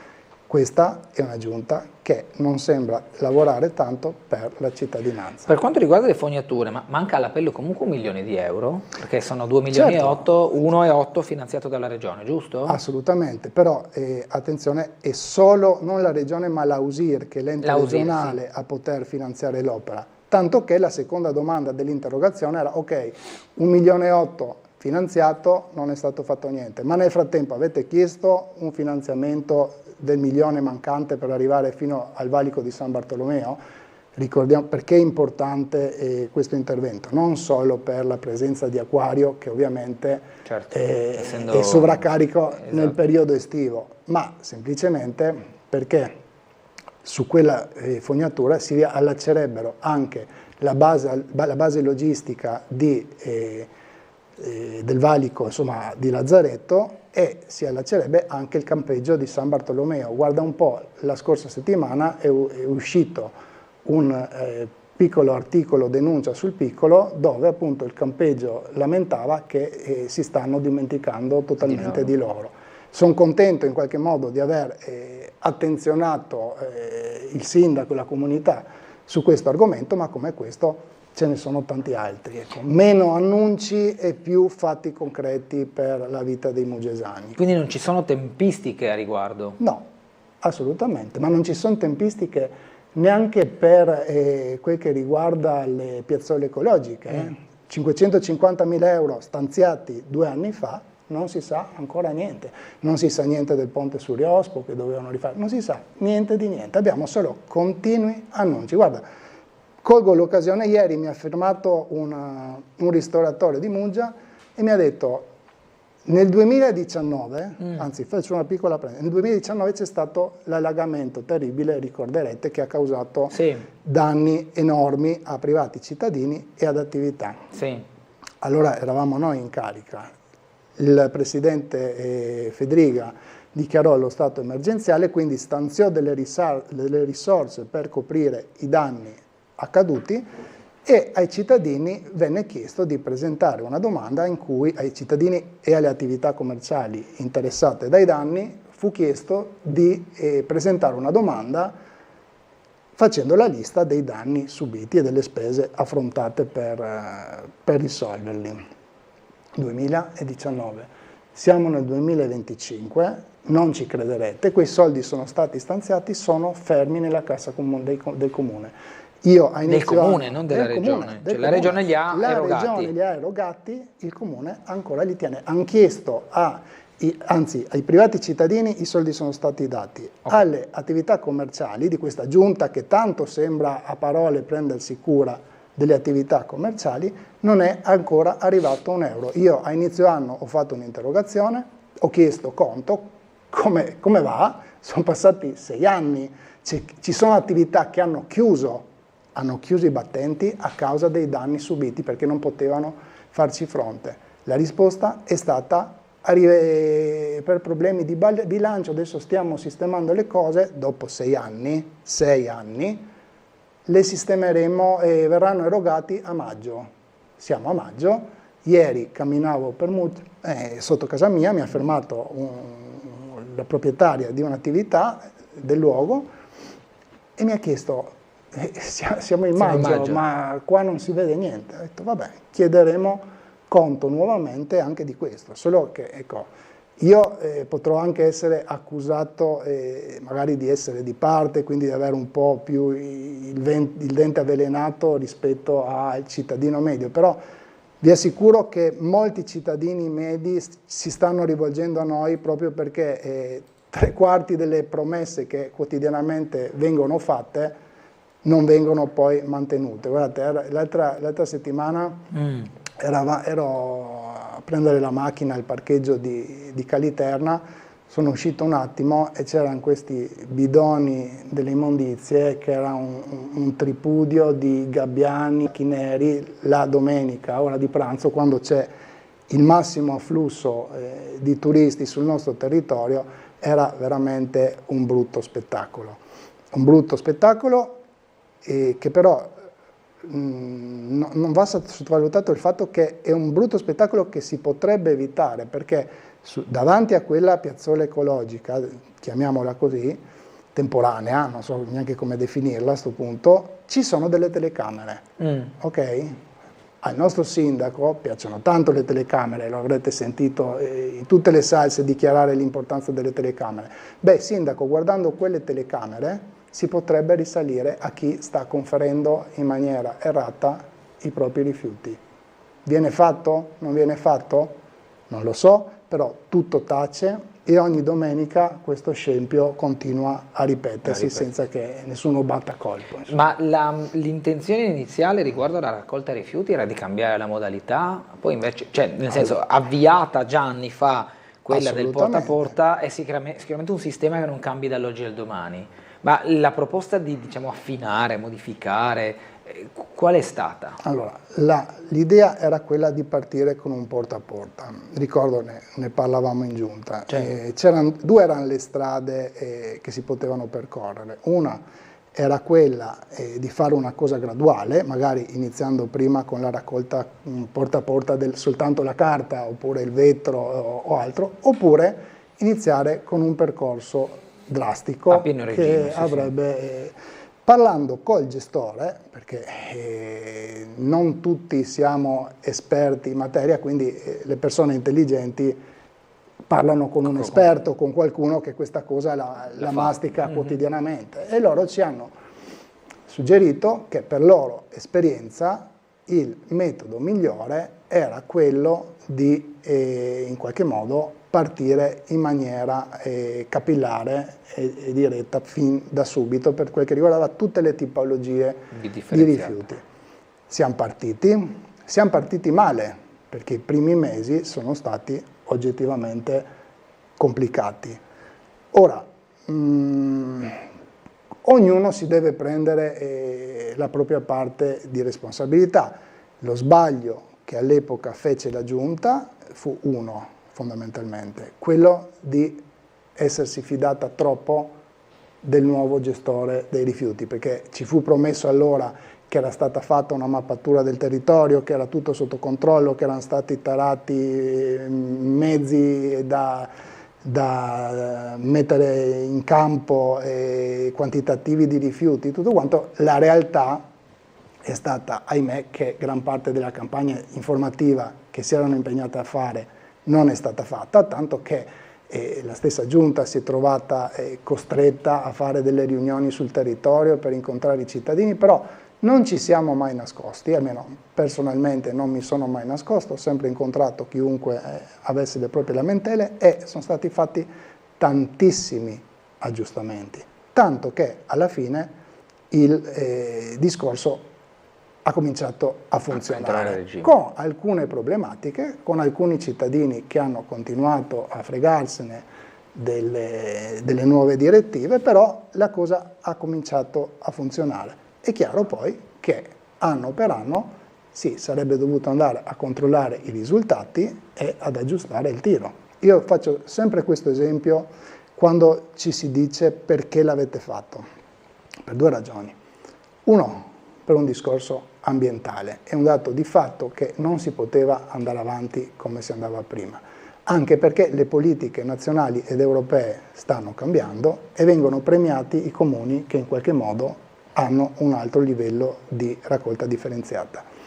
Nel 2021, che è stato l'ultimo anno in cui la giunta a cui appartenevo era operativa, mi ero fatto fare una statistica proprio dall'ufficio tributi. Sì. E si era dimostrato nero su bianco, sì, quindi senza ombra di dubbio a riguardo, che al di là dei disagi subiti dalle famiglie muggesane, una famiglia di Muggia di 4 persone che vivesse in un appartamento di 100 metri quadri pagava 100 euro all'anno in meno di Tari rispetto alla famiglia omologa residente nel comune di Trieste, dove la percentuale di raccolta differenziata era molto inferiore. Quindi vogliamo dire che è stato un successo? No, non possiamo dire che è stato un successo problematico all'inizio, però qualche risultato è stato ottenuto. Mi sembra che si sia lasciato andare tutto quel che di buono si era ottenuto. Quest'anno c'è il nuovo appalto dei rifiuti, si esce probabilmente, credo, ce lo dirà il sindaco, da NET e quindi immagino loro vogliono andare verso una gara e staremo a vedere a questo punto cosa vogliono fare. Ma avrebbe senso cambiare modalità oggi, secondo lei? Allora, secondo me no, andrebbero risolte le cose che non funzionano, però quel che è surreale è che in questo momento siedono in giunta, nella giunta Polidori, siedono assessori che facevano i capipopolo in campagna elettorale e nell'anno precedente contro la raccolta differenziata, dicendo che la famosa frase, ve la ricorderete tutti, differenziata sì, ma non così. Ecco, il non così non era mai ben chiaro cosa comportasse. Esatto. Finalmente adesso capiremo, hanno avuto nuovamente 4 anni per pensarci, anche se in campagna elettorale dicevano che in 2 mesi avrebbero risolto tutto, così non è stato, però adesso dopo 4 anni finalmente vedremo qual è la loro idea di raccolta, di gestione anzi, dei rifiuti, magari vogliono tornare ai bidoni stradali, lo scopriremo. In questo momento non ho elementi di conoscenza a riguardo. Sarà anche un qualcosa che dovrà, diciamo, uscire dal colloquio col nuovo gestore. No? Sicuramente. È Sì. inutile fare tanto Io discorso, credo magari. a questo punto, Bernardo, che si strutturerà la gara chiedendo alcune cose. Poi chi vorrà partecipare parteciperà e realizzerà. Quel che sono curioso di vedere sarà quanto costeranno le tasse per i nostri concittadini e quale sarà il risultato finale. Finora io vedo solo parole e queste famose isole ecologiche, 8 soltanto per il centro storico, 550.000 euro, non sono bruscolini, 550.000 euro per realizzare le piazzole ecologiche a solo servizio del centro storico. Tutto il resto del comune, il servizio sembra rimanere invariato. Ecco. Onestamente ci vuole coraggio a continuare a girare a testa alta dopo tutto quel che si è detto negli anni precedenti e negli ultimi anni e a non aver ancora modificato niente. È tutto come prima.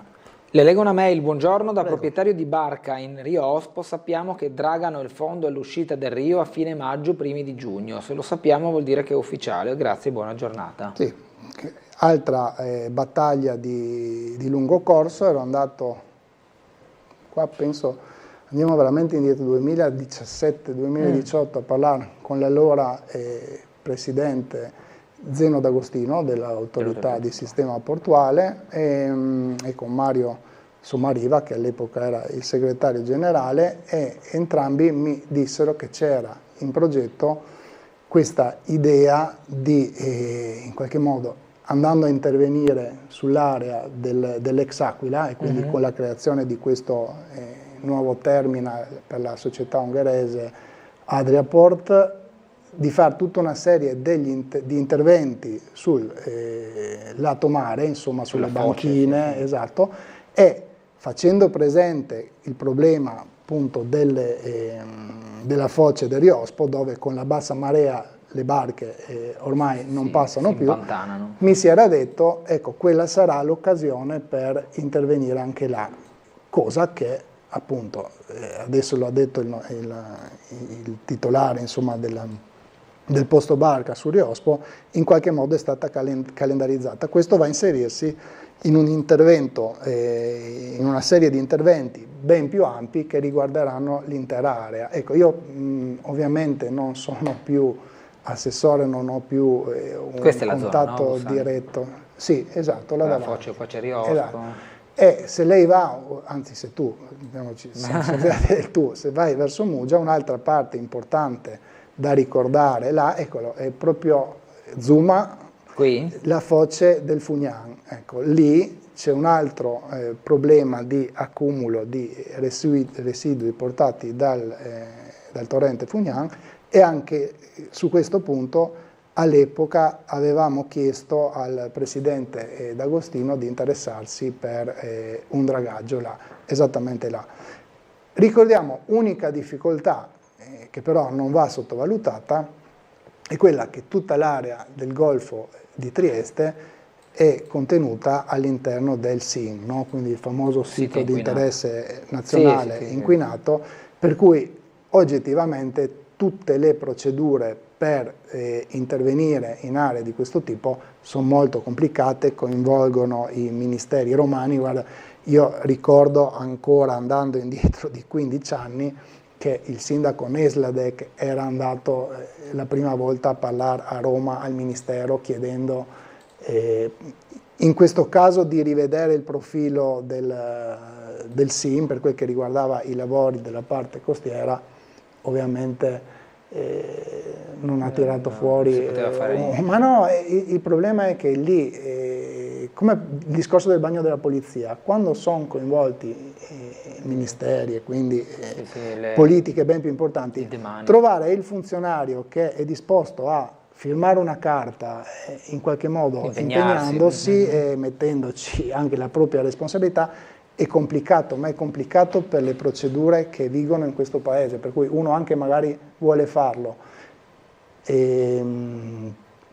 Passano però, per quel che sono i tempi della burocrazia, 6 mesi, nel frattempo il funzionario viene trasferito, arriva una persona nuova, ed è come se buttasse giù dalla scrivania tutto quel che c'era e bisogna ricominciare a convincerlo che è una cosa necessaria. Quindi, ahimè, è uno dei problemi di questo paese, però vediamo nel caso di questi dragaggi finalmente, dopo anni e anni di attesa, qualcosa si sta muovendo. Naturalmente tutti auspichiamo che, ma diamo anche per scontato, che verranno prese tutte le contromisure e le precauzioni del caso, perché parliamo di zona inquinata, quindi parliamo di andare a movimentare fanghi che potenzialmente sono pericolosi, però insomma io spero che l'autorità portuale ovviamente vigilerà, si affidi a professionisti del settore, per cui le cose mi auguro vadano nel migliore dei modi e finalmente si possa offrire un servizio ai cittadini. Pubblicità, ci fermiamo per qualche minuto, ci troveremo tra poco.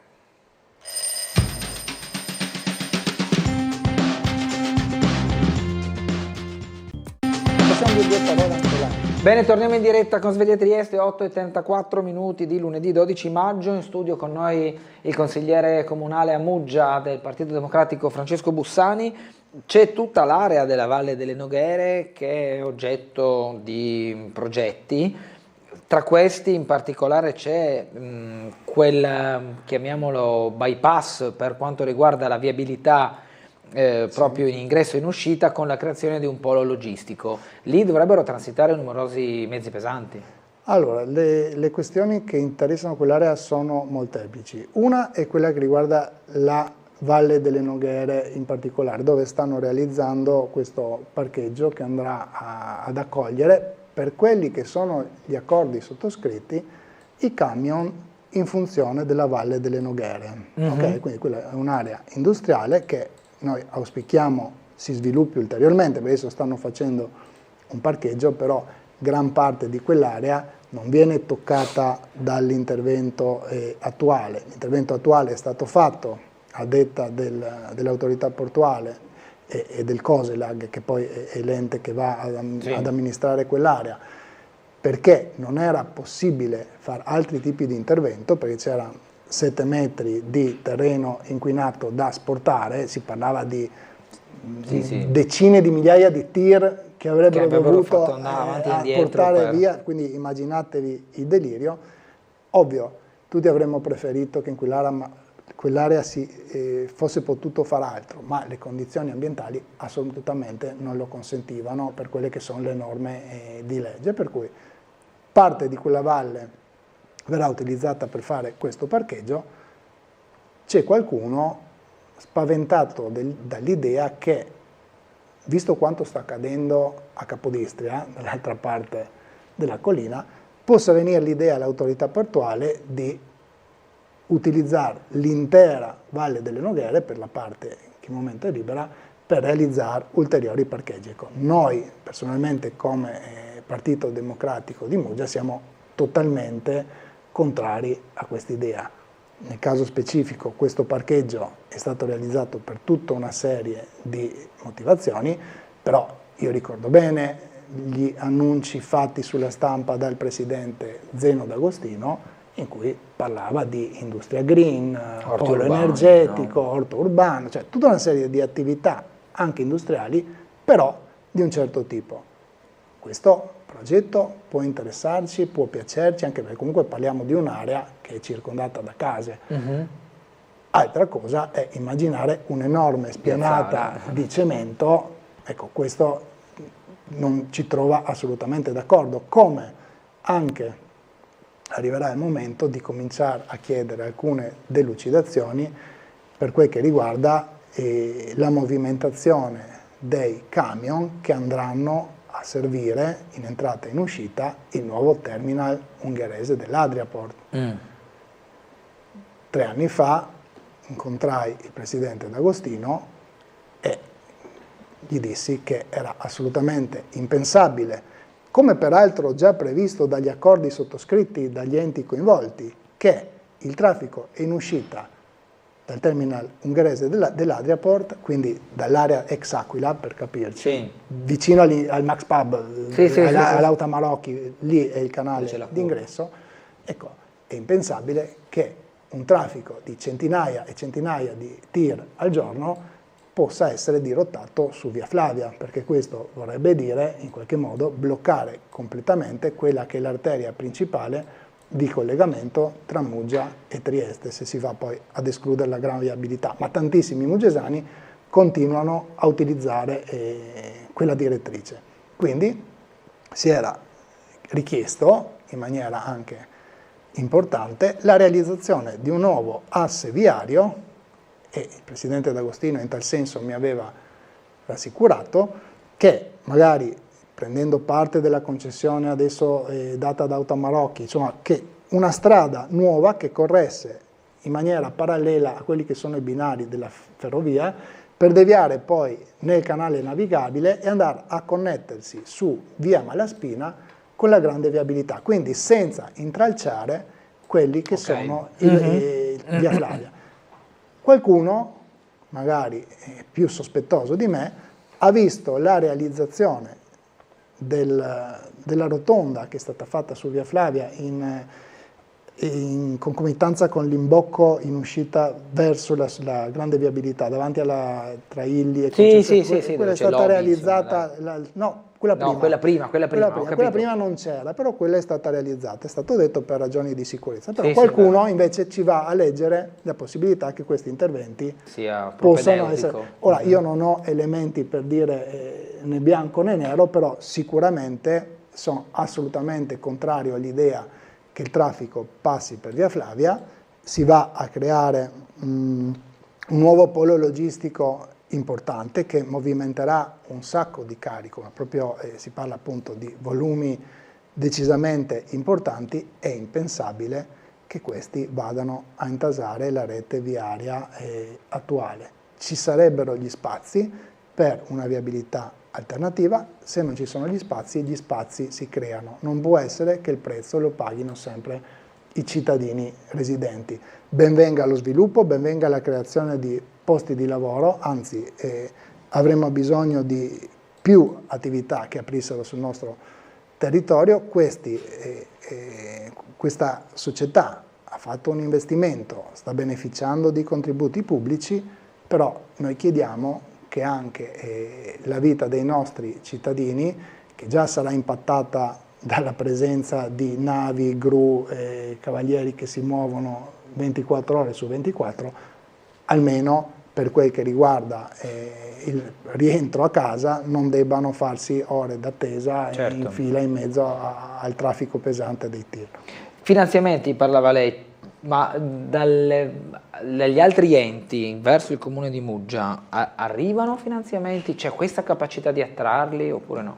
C'è questa capacità di attrarli che secondo me è squisitamente, la chiamerei politica di appartenenza, nel senso che proprio la settimana scorsa, ricollegandomi al discorso che facevo prima, il sindaco nel suo video mi ha accusato di aver detto che loro sono stati in grado di prendere 35 milioni da parte della regione e che io lamentavo il fatto che non ero contento che li avessero ricevuti, cosa peraltro che io non ho detto. Ci sono i video in streaming del Consiglio Comunale per chi volesse farsi del male e andare a riascoltarseli, però ecco, ho ancora una memoria che mi consente di ricordare quanto dissi. Semplicemente ho detto che tutto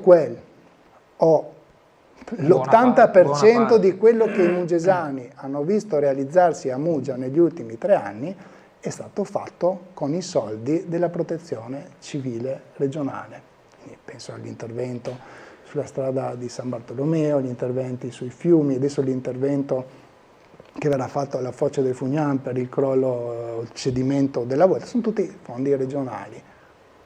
E loro cosa mi obiettano quando io gli dico questo? Cioè, quindi gli dico, c'è poco da vantarsi per quel che state facendo voi se la progettazione, i lavori, i soldi, le ditte arrivano da altri. Cioè, sta roba vi sta arrivando in dote e in regalo. Quali sono le azioni pratiche? Non è dato a sapersi. Ma c'era una gran differenza, Bussani, rispetto invece alla richiesta quando la giunta era di un altro colore? Cioè c'era tanta disparità di trattamento secondo lei? Ma assolutamente sì. Assolutamente sì. Io ero assessore alle opere pubbliche, per cui me le ricordo tutte, perché la memoria ancora funziona. E io ricordo sempre nel 2021 si ultimò la nuova sede della Protezione Civile, che è stata realizzata accanto al centro commerciale di Montedoro. Sì, come no.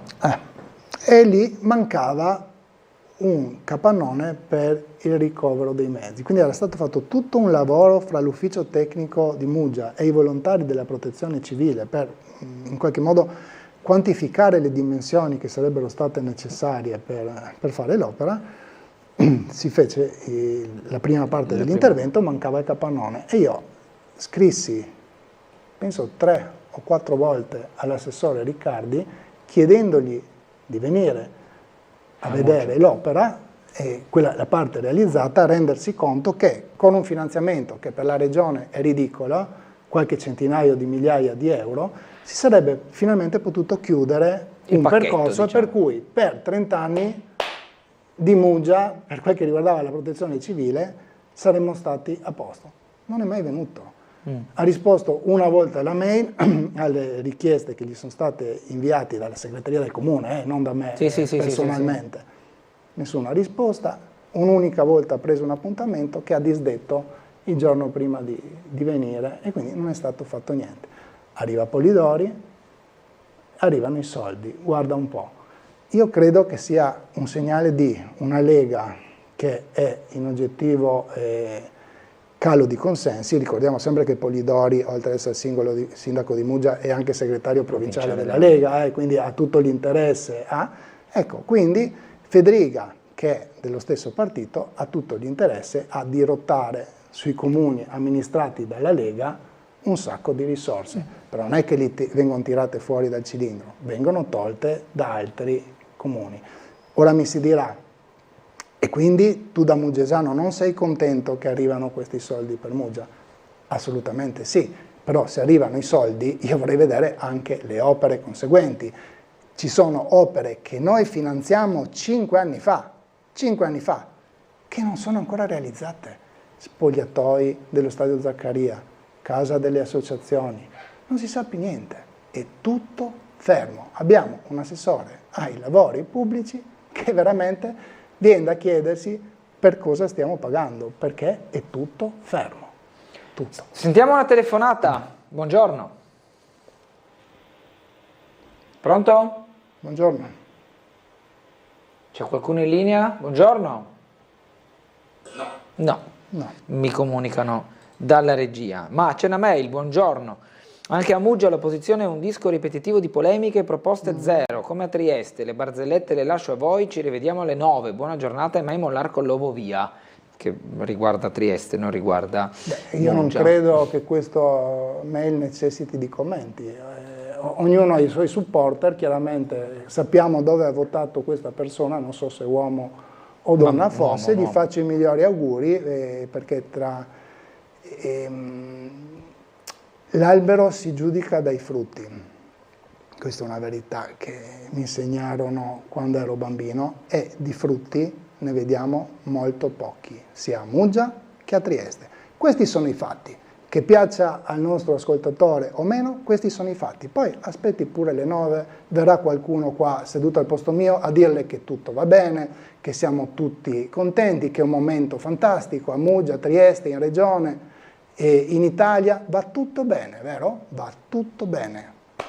Un applauso a chi ci amministra per gli ottimi risultati che sta portando a casa e per evidentemente però la buona comunicazione che porta alcuni cittadini, nonostante il deserto che ci circonda, a scrivere in redazione per dire che siamo noi a raccontare le balle e a raccontare fiabe. Mi pare che non sia così. Le leggo un'altra mail. Buongiorno, vorrei chiedere al vostro ospite che fine hanno fatto i progetti approvati per la ciclabile a fianco del ponte sul Rio Ospo. Qua è un'altra storia. È una donna questa, se vuoi.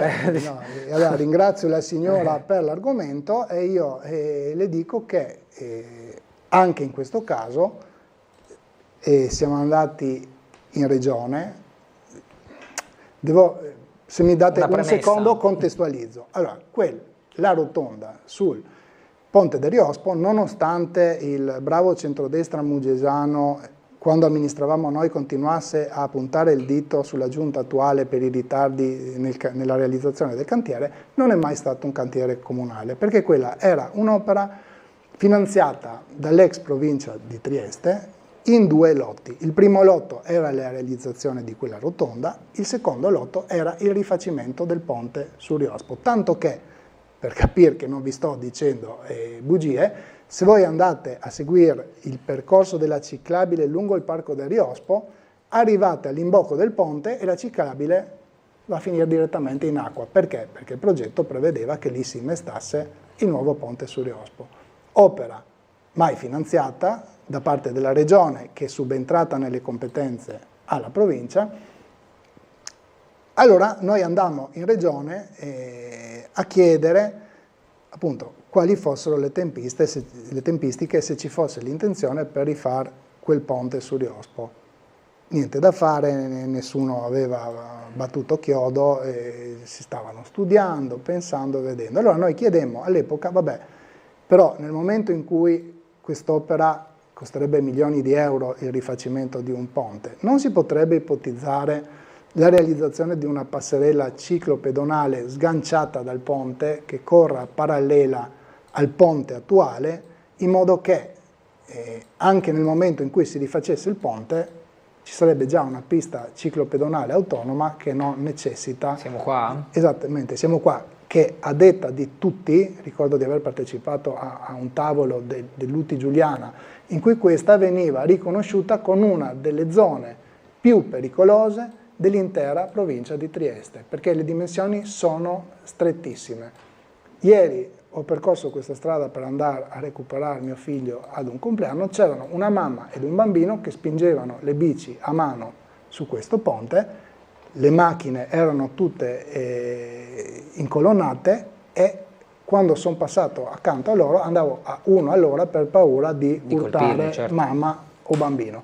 Quest'opera va fatta con estrema urgenza.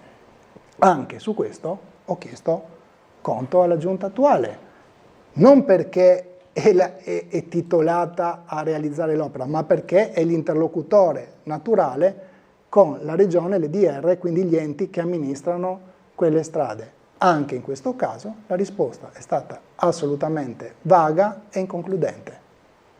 Si sta studiando una soluzione. Ma da quanto stiamo studiando questa soluzione? Il problema è là da sempre. Sono stati fatti investimenti, è stata fatta la rotonda. Il passo successivo sarebbe stato fare l'innesco sul ponte. Anche perché ricordiamoci che l'altro anno c'è stato un momento, una situazione tragicomica, per cui tutti i tir della zona industriale, soprattutto quelli pesanti, sono stati deviati in contromano su per la strada ex provinciale per non passare il ponte, tanto che ci è venuto un problema se esistessero problemi di stabilità su quel ponte. E effettivamente sembra che le verifiche non fossero state fatte, però a seguito della mia denuncia poi sono state fatte e hanno detto che la situazione sembra essere sotto controllo, però resta un ponte che ha troppi anni e che necessiterebbe quantomeno di una sistemazione, ma in maniera più auspicabile di un rifacimento.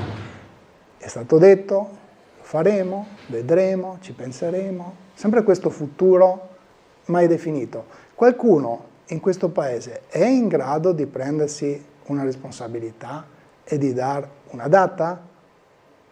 E di prendersi la responsabilità, gli applausi o i fischi nel caso in cui quel lavoro venga fatto nei termini previsti. Invece qua non succede mai niente, va sempre tutto alla buona. E per me è difficile accettarlo, ma diventa difficile accettarlo per tutti i cittadini. La signora che denuncia il problema, con buona probabilità sarà una persona che quella strada la percorre in bicicletta o vorrebbe percorrerla.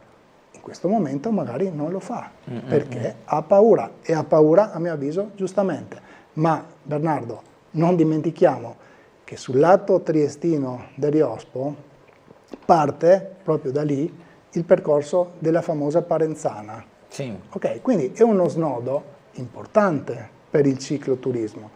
Ci sono migliaia e migliaia di cicloturisti che ogni anno scelgono giù dalla strada provinciale, arrivano da Trieste e scendono giù, e quando arrivano prima dell'imbocco del ponte sullo Iospo trovano i cartelli che li deviano a sinistra sulla Parenzana, là, esattamente, sul lato triestino girano. Ok, lì l'imbocco della Parenzana è, no, proprio più avanti, verso Muggia, verso Muggia. Subito prima del ponte, sul lato triestino, ecco, quella è la Parenzana, quella strada bianca che vedete lì è la Parenzana. Ora, si parla di decine di migliaia di turisti che ogni anno arrivano là. Capite bene che esatto, l'imbocco è quello a sinistra. Sì, ci vado un po' più indietro così si vede meglio. Quello là, perfetto, quella è la Parenzana. Ora capite bene che queste decine di migliaia di turisti che arrivano a Muggia da Trieste hanno tutta la segnaletica che li spingono ad andare in là.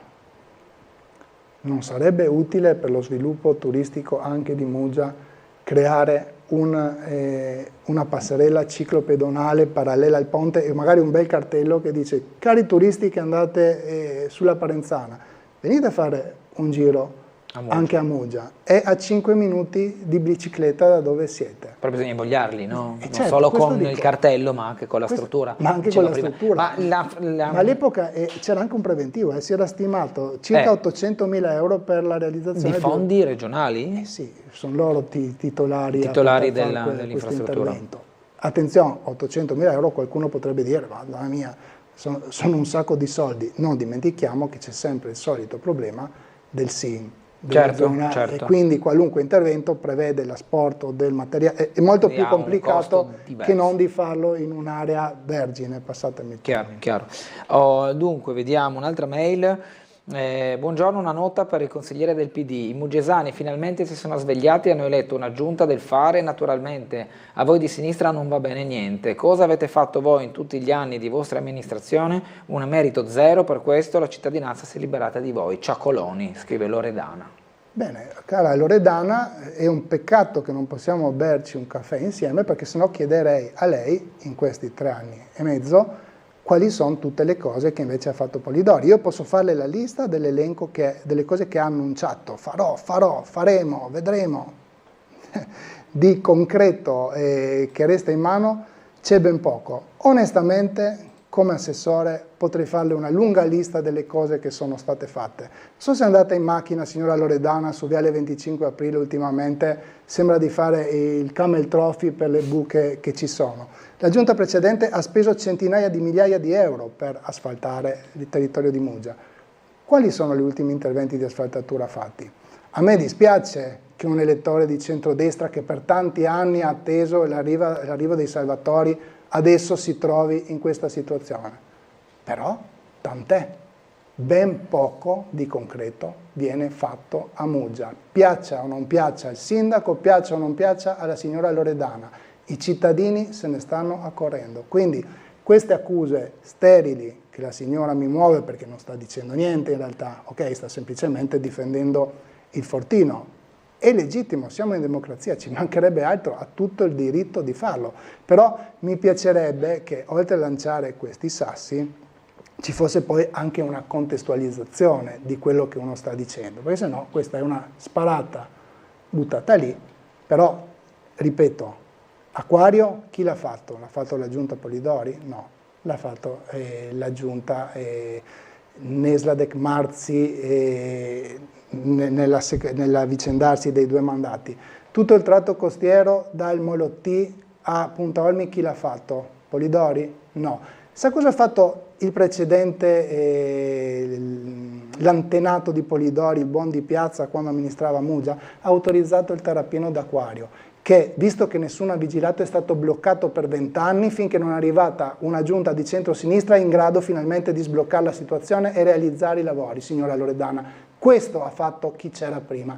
E vuole che alzo un po' il tiro anch'io, ulteriormente? Dal Molotti a Porto San Rocco, la giunta precedente aveva 1.300.000 euro in cassettino per ultimare i lavori. Anche qua, perché non chiede al sindaco Polidori o all'assessore Stefè che fine hanno fatto questi soldi? Sono finiti per la galleria anche quelli, visto che questa sembra essere la cosa su cui ruota tutta l'azione amministrativa di questa giunta. E se la signora Loredana mi chiedesse, o se lo chiedessero i concittadini, come mai non l'avete fatto voi con questo 1.300.000 euro? Signora Loredana e cari concittadini, perché sul percorso, esattamente qualche centinaio di metri prima del Molo T, sono stati trovati i reperti di un vecchio molo romano. E visto che esiste una legge e dei regolamenti per cui è stata coinvolta la sovrintendenza, certo, la sovrintendenza ha richiesto un sopralluogo e la quantificazione dell'area. Ma prima di far questo, signora Loredana e cari concittadini, è stato necessario fare una bonifica bellica, perché a 200 metri di distanza verso est c'era un cantiere, che era il cantiere San Rocco, che è stato bombardato durante la seconda guerra mondiale, quindi qualunque intervento che si vada a fare anche a mare prevede un'indagine bellica.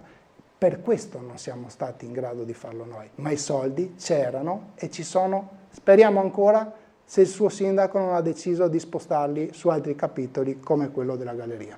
Siamo arrivati al termine, ancora un minuto proprio sulla galleria, il progetto. Allora, sulla galleria il progetto, a sentire la giunta, va avanti, l'intenzione resta quella, c'è un ricorso presentato dai cittadini residenti che attende ancora di avere un esito, per cui di capire quali saranno le tempistiche. Io continuo a credere che questo complicherà la vita dei mugesani invece di semplificarla. Ne parlai l'ultima volta che ero qua con la dottoressa Bucarella, per cui il sindaco va a togliere un semaforo sulla galleria ma ne mette altri 3 su via Roma per gli attraversamenti pedonali che a rotazione bloccheranno il traffico, quindi veramente non si capisce da che cilindro sia stata tirata fuori questa idea che il traffico si fluidificherà. No, il traffico peggiorerà.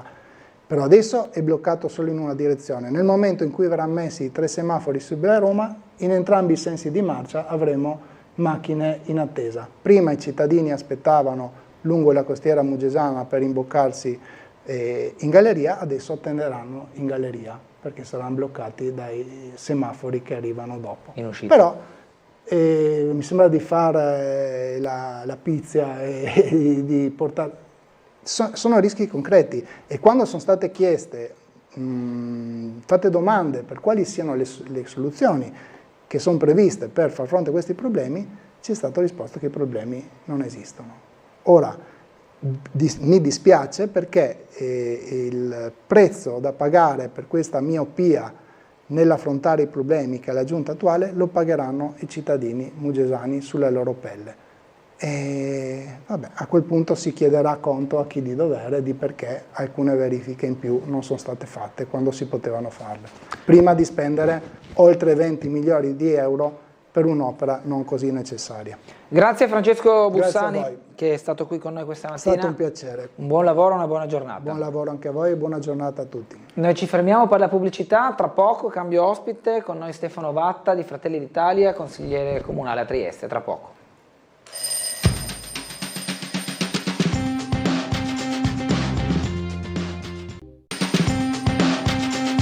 Torniamo in diretta con Sveglia Trieste, come detto cambio all'ospite, cambio alla poltrona dell'ospite, con noi Stefano Vatta, consigliere comunale di Fratelli d'Italia nel Consiglio Comunale di Trieste, visto che prima eravamo con Bussani di Muggia. Buongiorno Vatta, ben trovato. Buongiorno Bernardo, buongiorno a tutti a casa.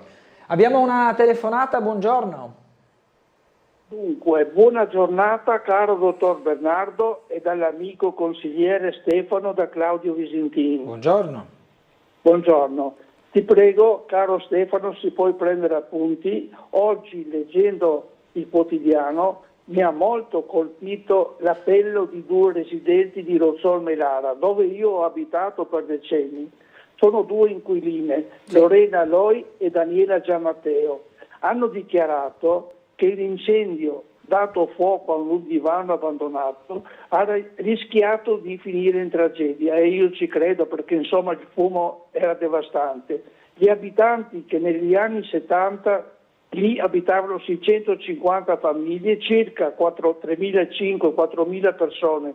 Con la crisi delle abitazioni ora circa metà degli alloggi sono vuoti a Melara e denunciano vandalismi in aumento da persone che vengono da fuori e loro hanno il diritto di dormire tranquilli.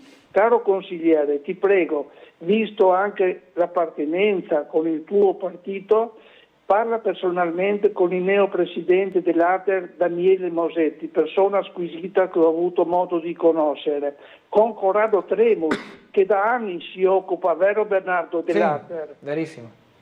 Ecco, vicino agli inquilini e di riqualificare il quadrilatero da rendere degno di vivere, anche perché gli inquilini pagano regolarmente l'affitto. Non si deve, Stefano, aspettare il morto per avere più sicurezza. Ci vogliono altre telecamere e di valutare anche le guardie giurate per sorvegliare i corridoi di notte. Stefano Vatta, confidiamo in te, confidiamo con Corrado, con il presidente Daniele Mosetti. Questo fa la buona politica, è una questione sociale e di civiltà. Non si può dire è una bravata, perché ribadiscono poteva finire davvero in tragedia. Con il monossido non si scherza. Buon lavoro. Vero. Grazie Claudio. Sì. E la pagina di riferimento del Piccolo con la testimonianza dei residenti è quella che abbiamo visto durante la rassegna stampa, che ora la regia ci ripropone. Vandalismi e presenze sospette, vogliamo dormire tranquilli, dicono le due residenti, poi anche intervistate da Umberto Bosazzi ieri a Melara. È un appello ovviamente condivisibile. Abbiamo visto anche negli ultimi tempi col monossido di carbonio, ci sono stati anche dei morti a Trieste, non solo, come dire, degli appartamenti residenziali, ma anche degli alloggi turistici nel centro cittadino, penso fosse un paio di mesi fa, 3 mesi fa, e quindi sicuramente è una situazione da monitorare. Il presidente di Ater Daniele Mosetti, che appartiene orgogliosamente al gruppo di Fratelli d'Italia, e comunque monitora tutte le situazioni che riguardano sia la sicurezza dei complessi Ater, ma soprattutto anche le situazioni abitative, come ha parlato bene l'amico Claudio Visintin, tutto ciò che riguarda gli affitti, cioè gli alloggi sfitti, che sappiamo essere un grande problema a Trieste, dove abbiamo quasi il 40% del patrimonio immobiliare bloccato, fermo, appunto a causa dell'inutilizzo da parte dei proprietari. Quello che è accaduto è grave, sicuramente l'implemento di telecamere da parte di Ater potrebbe essere una soluzione. Io credo comunque che le telecamere vadano benissimo per quello che riguarda, come dire, mettere allerta possibili criminali o comunque persone malintenzionate, ma quello che va fatto è appunto un monitoraggio costante. Un monitoraggio costante che appunto auspico, adesso parleremo anche con il presidente Mosetti, verrà effettuato da parte di Ater, da parte anche del Comune di Trieste ovviamente, e tutte le abitazioni soprattutto di Melara, ma anche di Valmaura, dove abbiamo visto anche lì degli inquilini, coloro che vivono in rione, che abitano appunto nelle strutture, hanno provato a ripulire e dopo un giorno, 2 giorni, mi ricordo avevate fatto il servizio su Tele4, la situazione si era ripresentata, quindi è una battaglia costante da parte dei residenti, forse contro altri residenti un po' facinorosi. Sicuramente c'è bisogno dell'appoggio delle istituzioni da questo punto di vista. Allora, stempero un po' con un video che ci ha mandato Diego, che aveva mandato già prima con Bussani, lo dedico adesso perché siamo a Trieste. Questo è un paperotto, un'anatra sulle rive, nella zona della stazione marittima, un po' ribattezzato la nuova mascotte. Una volta c'era il pinguino Marco che girava da quelle parti dove c'era la gelateria del pinguino a pochi metri di distanza, ora c'è una papera che staziona e che osserva, fa diciamo il monitoraggio del traffico sovente al mattino quando si risplendono le prime luci della giornata, ma tant'è, insomma, un momento per divertirsi anche con un'immagine fuori dal normale. Abbiamo un'altra telefonata, buongiorno. Buongiorno, buongiorno. Prego. Bella la papera, un po' come i gabbiani vicino al camino, no? Esatto. Aspetti felici della vita che delle volte dimentichiamo. Esatto. Comunque quello che volevo sottolineare è questo. Io ieri ho seguito, diciamo così, la fiumana della copertura dell'Eldorado degli Alpini a Biella, diciamo, è stata interessante, glorificante, esaltante, eccetera, e diciamo così c'è questo spirito, no, di nazionalismo, diciamo, puro, senza, diciamo, toni politici. Sì. Però poi mi è caduto l'occhio, diciamo così, mi è saltato l'orecchio più che l'occhio, su un caso che, diciamo, è veramente tremendo e denuncia la situazione in cui ci troviamo, il fatto che un ragazzo va in discoteca con 40 euro a Tre Basereghe a Padova, viene fuori un alterco, lo buttano fuori 2 ragazzini che hanno fatto storie, questi stanno fuori, 2 nordafricani, aspettano il povero giovane e lo accoltellano, 5 coltellate, morto. Cioè io dico, dove siamo?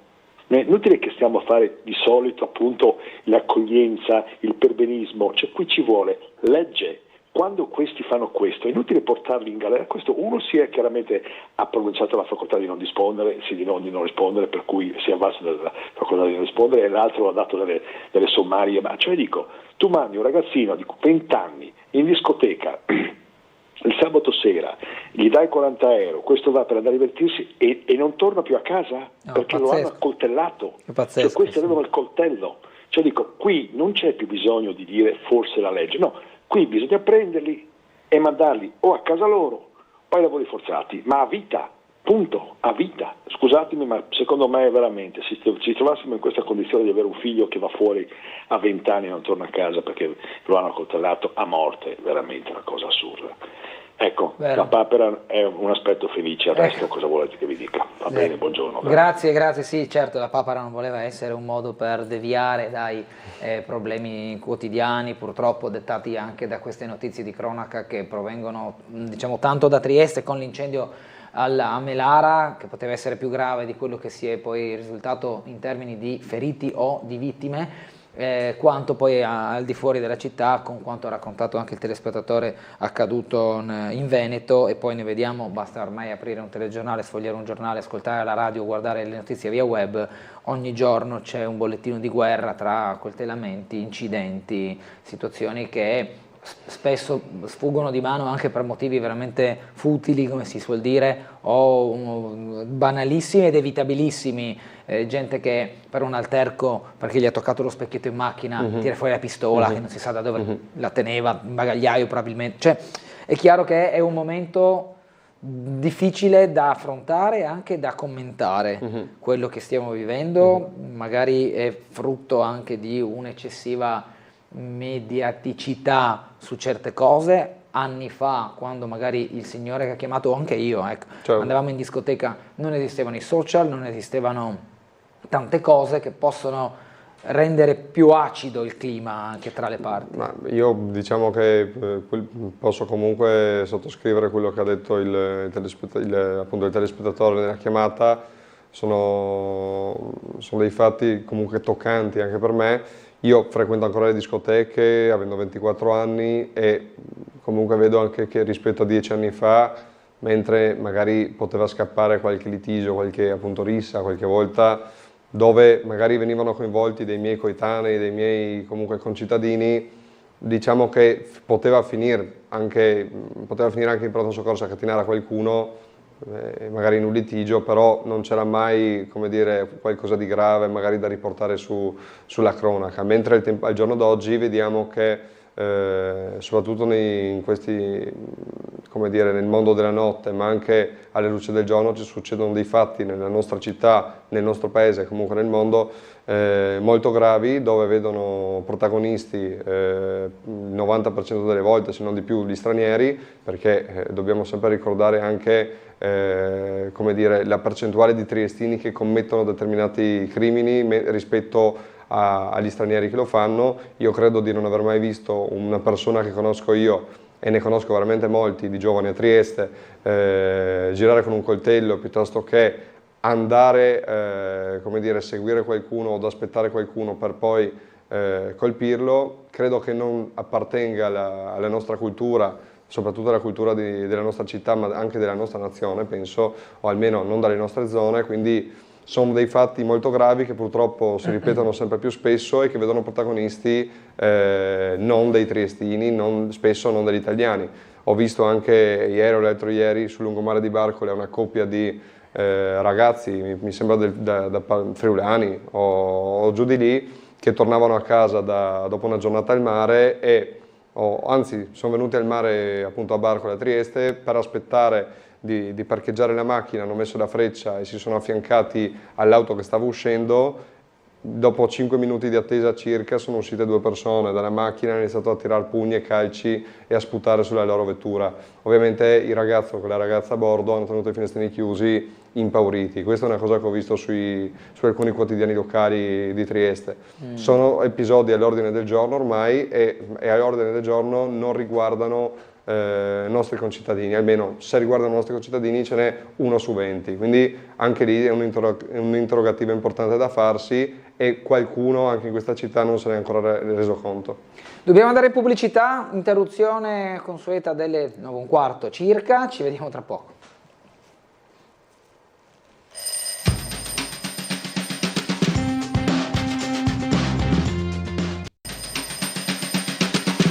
Davanti al portone di casa con le mule del passare.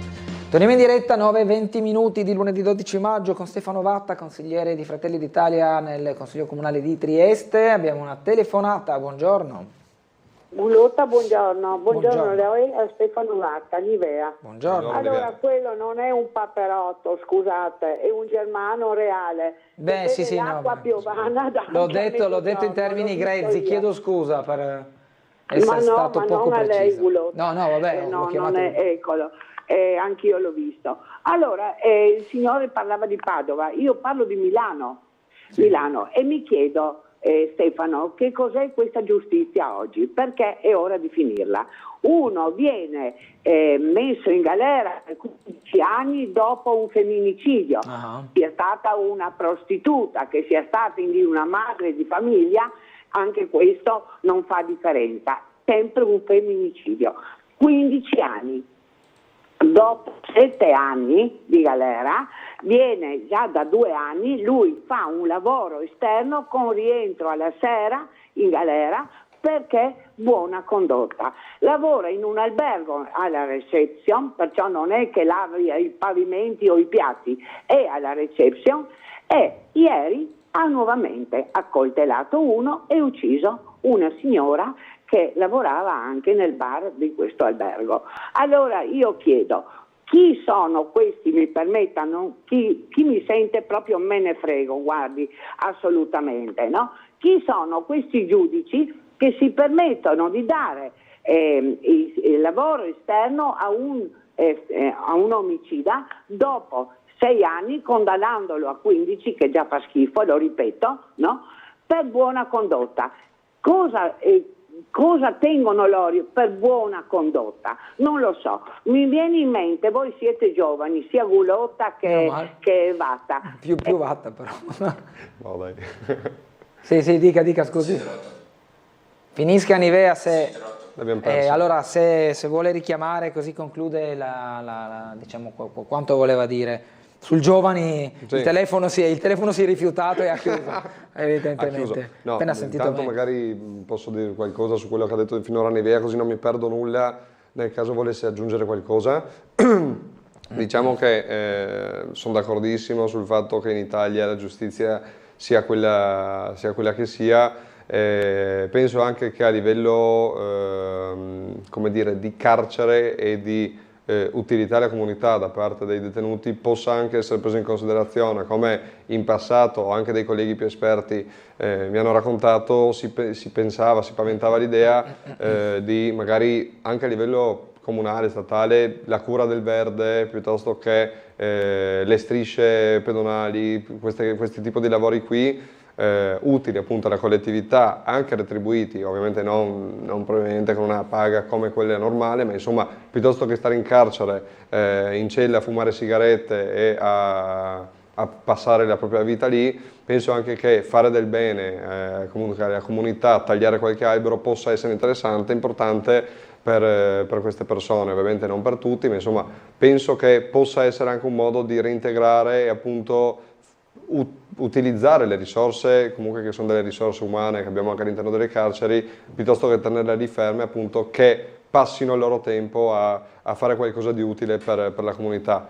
Poi su determinate cose, appunto determinati crimini che vengono commessi, ovviamente io sarei molto più duro, anche rispetto al nostro sistema. Purtroppo abbiamo quello che abbiamo, ma penso che a livello della giustizia il governo possa ancora fare qualcosa nonostante i miglioramenti già effettuati. Allora, sentiamo una telefonata, che sia, diciamo, Nivea di nuovo oppure qualcun altro. Buongiorno. Buongiorno, sono Franco Lega da Udine Nord. Prego. Sono d'accordo con quello che ha detto la signora Nivea.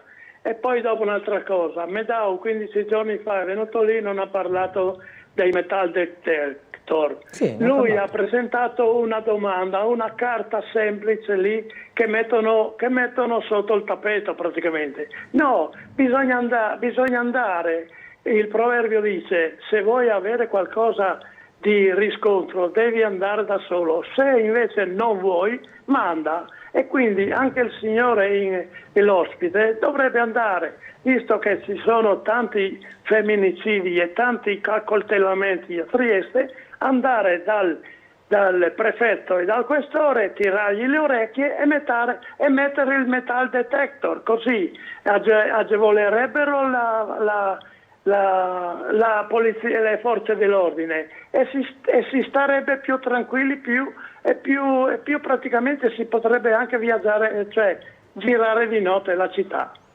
Un'altra cosa volevo dire, la Bossi-Fini, signor conduttore, diciamo qualcosa. L'altro sabato la Disinta ha detto che la Bossi-Fini, a furia di modifiche eccetera, è diventata un porcellum come quella di Calderoli. E allora chi è che vuole tutte queste rogne? Sono i comunisti, e diciamolo chiaro. Va bene, grazie Franco. Io non mi sento di commentare, di entrare in argomenti, quindi lascio a Batta. Sì, allora diciamo se che vuole la risposta. sì. Allora, per quanto riguarda l'ausilio, l'aiuto delle tecnologie per quanto riguarda i corpi di polizia, di forza dell'ordine, siamo ovviamente favorevoli come Fratelli d'Italia. Abbiamo visto la scorsa settimana anche una novità per il nostro comune di Trieste e per la nostra polizia locale, ossia l'arrivo della squadra cinofila con un cane, con un pastore tedesco che appunto servirà ad aiutare il corpo comunale per intercettare lo spaccio di droga o comunque anche chissà altri crimini, perché i cani vengono anche utilizzati, impiegati per altri rilevamenti. Ovviamente sul metal detector siamo d'accordo, stiamo vedendo appunto assieme al gruppo consigliare quale strada intraprendere, mentre sul discorso appunto legge Bossi-Fini ne ho parlato già tante volte qui in trasmissione. Sono d'accordo col fatto che negli anni sia stata snaturata, quindi abbiamo bisogno secondo me di meno leggi, ma che vengano veramente rispettate, leggi più brevi, magari più chiare, rispetto ad avere dei tomi che spesso e volentieri non vengono neanche letti, non vengono neanche rispettati, con delle sentenze dopo non condivise dalla maggior parte della popolazione e anche dai giuristi. Vi faccio vedere la vignetta di Marco Inglaro che si rifà all'elezione del Papa, con i gabbiani che stufi di sentire le fumate nere o bianche, insomma poi quella bianca è una, le nere sono eventualmente di più se si prolunga la scelta del nuovo pontefice, era ora, e poi anche tutto quel casino qua di sotto che mi svegliava anche il piccio, perché chiaramente con 100 e passa cardinali e tutto sicuramente si è svolto con un po' di trambusto, sebbene circoscritto al palazzo. Tra l'altro facciamo anche gli auguri al nuovo Papa Leone XIV. Okay. È un momento storico. Altra telefonata, buongiorno. Sì, buongiorno Gulo, tanto Sì, sempre io, mi sì, scusi. sì, prego, Niente, concluda pure.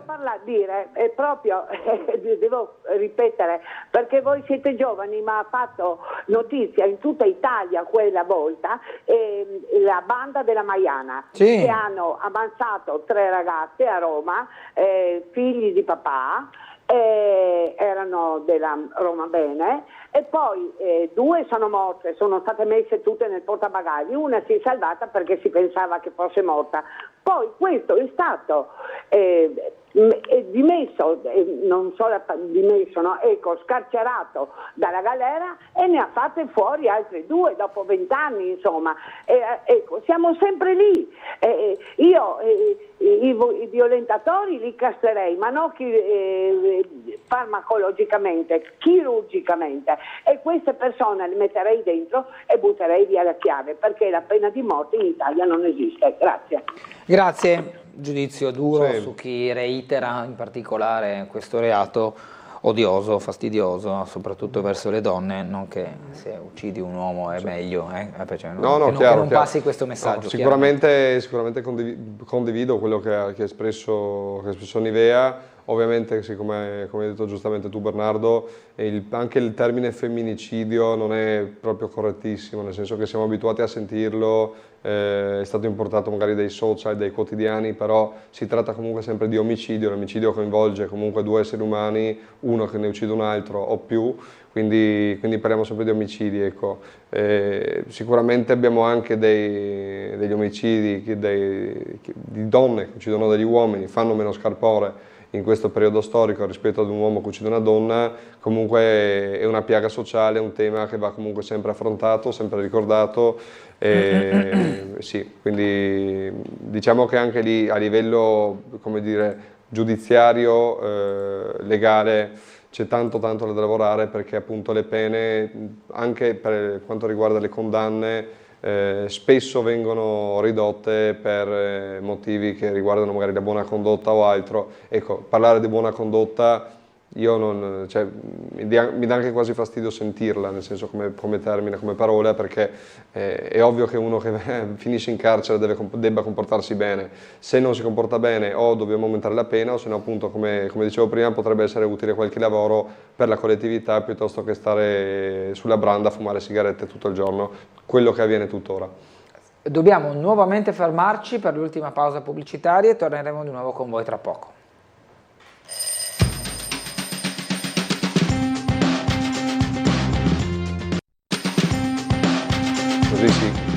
Veniamo in diretta con Sveglia Trieste, 9:35 minuti, siamo in compagnia di Stefano Vatta, consigliere comunale di Fratelli d'Italia, consiglio comunale di Trieste. Lo dico perché prima eravamo con Bussani nel consiglio comunale di Muggia con il Partito Democratico, quindi anche per dividere le 2 realtà municipali. Abbiamo una telefonata, buongiorno.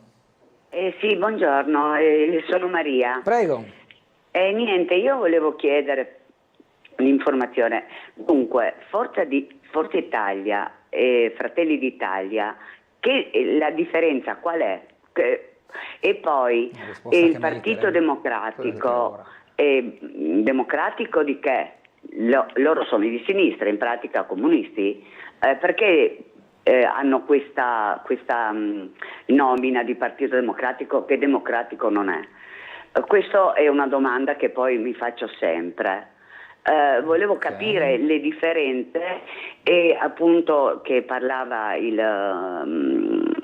l'assessore del fatto delle carceri, degli omicidi, anche l'ultimo che è stato inserito, diciamo, in quell'albergo che poi ha ucciso 1000 persone, sì, e si è ucciso, ma il nome, il cognome di chi ha deciso di inserirlo, e c'è un responsabile lì delle morti di queste persone, perché ha rilasciato questo individuo che era lì dal 2016, che ha ucciso per omicidio, femminicidio. Allora la legge nostra cosa fa? Non funziona. Queste toghe rosse cosa fanno? Vogliono la libertà per tutti, e specialmente per chi che appunto commette dei reati, sia italiani, sia la gente che viene qui, diciamo, senza permesso, cioè in pratica immigrati che vengono qui senza avere i requisiti e non se li può e non si possono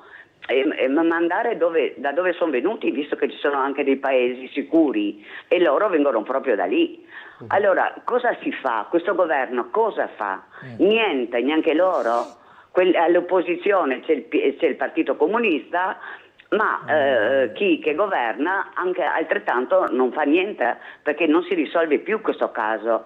Volevo capire come dobbiamo comportarci noi cittadini, perché noi siamo qui inermi, guardiamo, ascoltiamo e poi ci arrabbiamo da soli.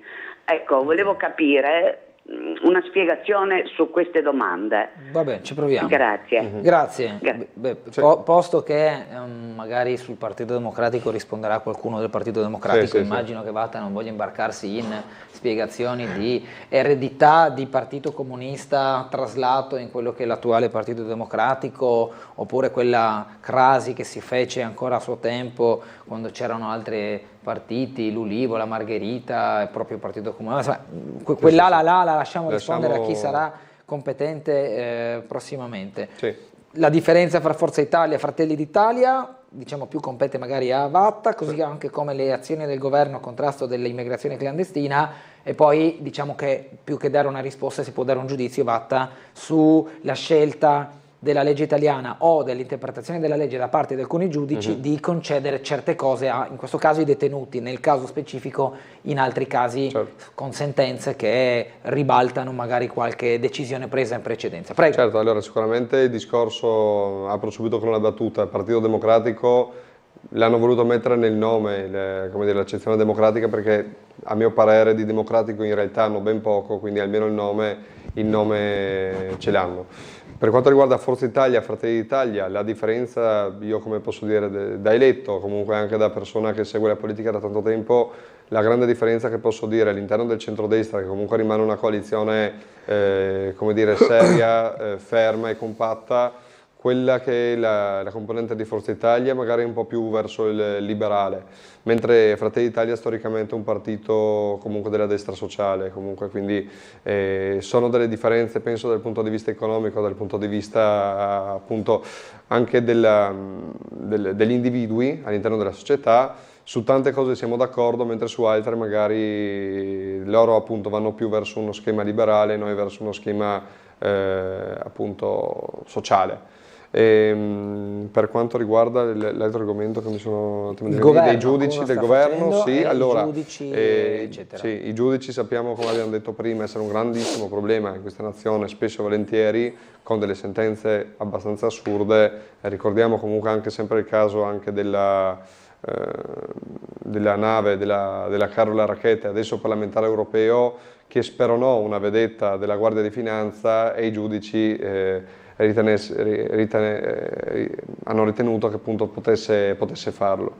Non è l'unico caso, ci sono tanti casi dove i giudici hanno fatto delle sentenze un po', come dire, non condivisibili dalla maggior parte delle persone normali e comuni, ma anche dalla maggior parte dei giuristi.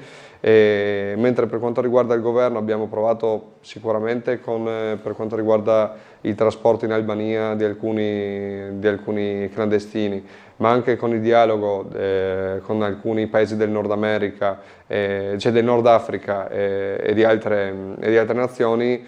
Abbiamo un partito democratico e un'opposizione al governo che dice che l'Egitto non è un paese sicuro, la Tunisia non sia un paese sicuro, mentre abbiamo anche delle riunioni europee e delle sentenze che danno ragione al governo, danno ragione alla Fratelli d'Italia e Giorgia Meloni, e dicono l'Egitto è un paese dove si possono rispedire le persone. Abbiamo comunque una componente di centrosinistra a livello nazionale che adesso è in opposizione, che non vuole i rimpatri. Noi abbiamo cercato di fare i rimpatri, purtroppo il blocco navale non è possibile farlo perché abbiamo i giudici che appunto bloccano qualsiasi cosa si proponga. Diciamo che Giorgia Meloni sta provando sta provando varie strade, bisogna trovare quella corretta, bisogna lavorare comunque ovviamente in sinergia con gli altri paesi europei, però penso che anche il ruolo europeo che si sta ritagliando man mano anche per quanto riguarda il rapporto con gli Stati Uniti sia importante, quindi penso che un governo di centrodestra a livello italiano e anche l'avanzata del centrodestra a livello europeo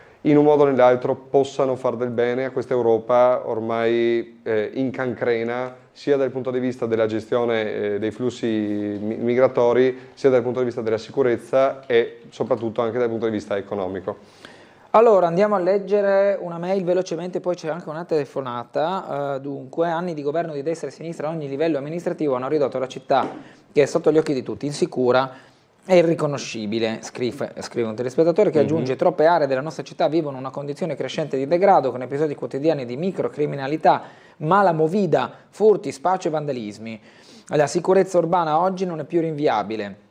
La situazione richiede un approccio integrato e concreto che non si limiti alla repressione ma intervenga sulle cause del degrado con strumenti di prevenzione, inclusione e controllo del territorio. Servono ordinanze mirate e piani operativi che tutelino la vivibilità dei quartieri, riporta sempre lo stesso telespettatore in una mail. Un altro invece scrive: indignarsi perché un giudice ha applicato leggi e regolamenti che i politici decidono e la colpa quando succedono problemi è di chi le ha e di chi applica le regole è schizofrenico. Basterebbe aggiungere il tipo di condanna per il quale valgono i benefici del lavoro esterno.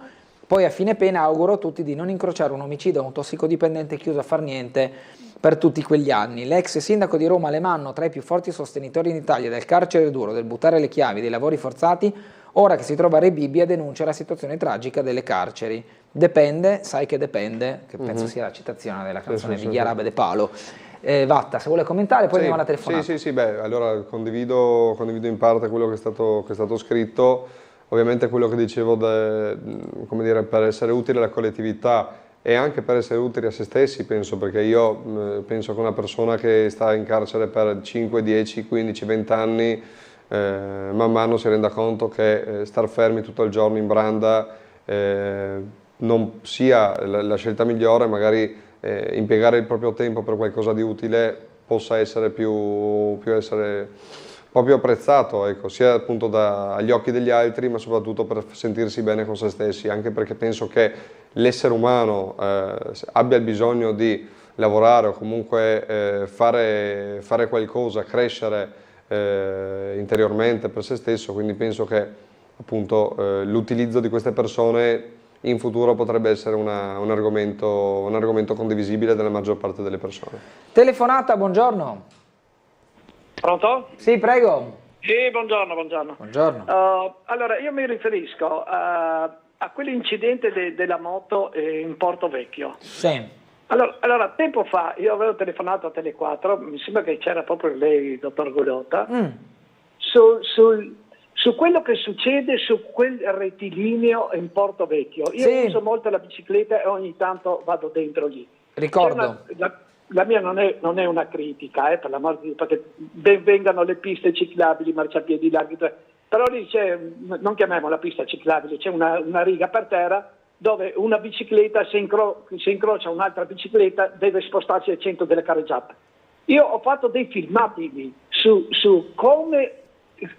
tipo di traffico che esiste lì dentro. Quello è un rettilineo da Formula 1. Lì sorpassano le automobili, che è una cosa tragica. Poi c'è la mala abitudine di questi che corrono di non correre sul marciapiede, ma correre sulla pista ciclabile. Non ho mai capito perché. Comunque ci sta una bicicletta dentro perché è larga quanto il manubrio di una bicicletta. Dall'altra parte non c'è niente e arrivano questi ho già chiesto, ma la polizia si rende conto di quello che succede là dentro, ma anche il comune che deve prendere dei provvedimenti, perché io ho visto veramente delle cose assurde là dentro, che qualcuno poteva rimetterci anche la vita, questi che corrono, anche il sorpasso fra biciclette, uno si sposta in mezzo alla carreggiata un po', arriva l'altro dietro e lì ricordiamoci c'è un limite 30, ecco tutto qua. Questo, la mia telefonata riguarda qualche mese, forse un mese fa, e lì dentro si continua a correre come una pista. Grazie e buona giornata. Grazie a lei. Sì, non ho delle mappe aggiornate su quel viale, però sono vecchie, quindi ancora i lavori non sono compiuti, non mi fa mettere l'omino. Non è aggiornato. E non posso vedere, far vedere quello che è il rettilineo di cui parla il telespettatore, che è bene o male questo, ovviamente completamente diverso da come lo vedete adesso. Queste sono le immagini del gennaio del 2022, quello è un rettilineo dove c'è un marciapiede, una pista ciclabile, che come diceva il telespettatore è una corsia dedicata a parte della carreggiata, diciamo, della viabilità, e quindi poi le due corsie dell'auto. Se posso aggiungere un dettaglio, poi lascio il commento a Vatta, se non sbaglio, Vatta mi corregga, nell'idea però progettuale attualmente quella bretella è, diciamo, doppia corsia, in futuro sarà monocorsia, cioè solo un lato, perché dopo verrà creato l'altro che sarà, diciamo, complementare, cioè da un lato si va Portovecchio città, dall'altro si va città Portovecchio, e quindi anche le bici andranno tutte o da una direzione o dall'altra, in teoria non dovrebbero incrociarsi, esatto. Giusto? Sì, Corretto? Sì. Giusto. Anche a lei il perché, commento su quello che abbiamo sentito. Sì, giusto, anche perché è condivisibile il dubbio e le perplessità del telespettatore. Abbiamo comunque adesso quella bretella del Portovecchio che è stata inaugurata poco tempo fa, mentre ci sono ancora i lavori per quanto riguarda la strada praticamente di fronte a Magazzino 26, quella che entra proprio nel cuore storico di Portovecchio, Portovivo ormai. Aspettiamo appunto, come dire, la fine dei lavori per vedere in tutta la sua utilità e poter usufruire anche con le nostre vetture, con le nostre biciclette, anche solo camminando e correndo, di una nuova area della città aperta per la cittadinanza, e anche lì ricordiamo sempre che è importante, come dire, dal punto di vista economico, dal punto di vista dello studio, dal punto di vista lavorativo, ma deve essere anche uno sfogo per tutti gli sportivi di Trieste e anche per la parte giovanile di Trieste che vogliono andare a divertirsi in sicurezza. Quindi ecco, questa è sempre una cosa che è utile ricordare. Ancora mail con scrivere bene la legge invece di puntare il dito contro i giudici. Recentemente il codice della strada di novembre di Salvini, sbandierato ai 420 per non ricevere una bocciatura dalla Corte Costituzionale, con una circolare ha cambiato l'interpretazione. La circolare che deve spiegare a 4 mesi dall'entrata in vigore come si applica un codice nuovo, vero? Sull'ultima telefonata ma solo io, di una persona che non è informata e non sa dove informarsi, vedo tanta ipocrisia nel darle in pasto le toghe rosse. Ormai i giudici che sbagliano sono comunisti, senza nessuno di noi che sappia chi sia il giudice che ha concesso la semilibertà. Il vigile che mi multa da domani sarà un vigile comunista. Scrive il telespettatore. Va bene, sentiamo una telefonata, buongiorno. Buongiorno Bernardo, sono Diego. Buongiorno Diego, grazie del video. Io telefonavo proprio per la segnalazione del video del Germano Reale, e vi voglio confermare che questo Germano Reale, che sembra molto giovane, staziona proprio davanti alla stazione marittima già da qualche giorno, con le rive transennate per l'arrivo delle navi. È ormai considerato la mascotte del corpo di guardia, perché si avvicina tranquillamente, molto socievole alle guardie giurate, agli altri operatori fiduciari destinati al controllo dell'ingresso del parcheggio. Se ne sta lì tranquillamente. Rimane certo la previsione che, essendo una zona soggetta a movimentazione di persone e di macchine, non faccia una brutta fine, insomma, ecco. So che è già stato fatto un tentativo di recuperarlo, ma lui si butta a mare per poi rientrare tranquillamente, svolazzarsene tra le persone. E mi ha ricordato un po' la mia infanzia, perché se qualche anno addietro c'era il pinguino Marco che se ne camminava tranquillamente in banchina, adesso abbiamo questo Germano Reale che è stato soprannominato dal personale in servizio Marino. Tutto qua, mi sembrava una cosa simpatica da segnalare. Vi ringrazio e vi auguro una buona giornata. Grazie Diego, lo rivediamo. Marino, quindi? Possiamo, rivediamo Marino, dov'è questo? Sì, eccolo qua, rivediamo Marino in tutta la sua innocenza, mentre passa da un lato all'altro della strada, sulle rive, penso che sia o tramonto o alba, perché vedo delle luci, esatto, lo vediamo anche da questa immagine, delle luci insomma scurette e poi i lampioni della strada accesi. Leggiamo un'altra mail. Andiamo a leggere un lunedì sereno al dottor Gulotta, giovanissimo, che ha scelto di dedicarsi alla politica. A lui un augurio di una buona riuscita. Avendo i miei anni, Conoscevo solo la notte dei grandi coltelli in Germania e mai avrei pensato che potessero succedere nella nostra città cose simili. Invece non solo la notte dei grandi coltelli è arrivata, ma anche il giorno dei lunghi coltelli purtroppo. Trieste è la città che subisce un giorno sì e uno pure queste violenze, scrive Gianni. Sì. Sempre preoccupato su questa situazione qua. L'importante, come diciamo sempre, è che non si arrivi a livello delle altre grandi città italiane ed europee. Purtroppo gli episodi che avvengono quotidianamente non lasciano ben sperare e, come ripeto sempre, come ho già detto prima, questi episodi nel 90-95% delle volte riguardano stranieri, dei non residenti a Trieste, non cittadini, non nostri concittadini. Quindi questo è un dato di fatto e ci sono delle parti politiche che ancora non se ne rendono conto e questo è veramente un peccato, anche perché dopo sono i primi a sbandierare la mancanza di sicurezza nella nostra città. Quando, ricordiamo sempre, quando governavano loro e anche adesso l'opposizione hanno sempre voluto come dire, questa accoglienza diffusa, l'apertura di nuove strutture per richiedenti asilo, per i clandestini, perché questo sono, mentre per quanto riguarda come dire, il centrodestra e la nostra gestione abbiamo sempre detto che è un problema oggettivo di Trieste. Se iniziamo ad ampliare i nostri posti, sappiamo che se noi abbiamo 400 posti che possono, la capacità massima di Trieste sono 400 e 400, non sarà mai 400 persone nel nostro territorio, saranno sempre 4, 5, 6, 7, 800, 1000, perché si sfora sempre questo numero, quindi aumentando la capienza, la capacità della nostra città avremo ancora più problemi, quindi questo è quello che il centrodestra non vuole, questo è quello per cui il centrodestra combatte e credo anche che, come dicevo prima, l'inserimento nella società di persone come dire, illegali nel nostro territorio debba avvenire in un altro modo, sicuramente non con l'accettare il fatto che appunto delle persone clandestine iniziano a delinquere, iniziano a stazionare nella nostra città senza far nulla la maggior parte delle volte. Anche il discorso degli immigrati, quegli immigrati regolari, quelli che vengono qui per lavorare, per studiare, da altre parti del mondo, anche brutte, possiamo anche dirlo, da dei paesi non proprio come dire, sicuri, arrivano delle persone legalmente con dei documenti e abbiamo anche una capacità a livello italiano di persone che possono arrivare nel nostro territorio. Questa capacità, questi numeri purtroppo vengono bloccati, occupati per queste persone che vogliono arrivare legalmente da questi clandestini che arrivano illegalmente nel nostro paese, quindi stanno facendo un danno oltre a noi come dire, residenti, a noi italiani, a noi triestini, anche un danno agli altri immigrati che vogliono arrivare qui per lavorare legalmente. Telefonata, buongiorno. Buongiorno.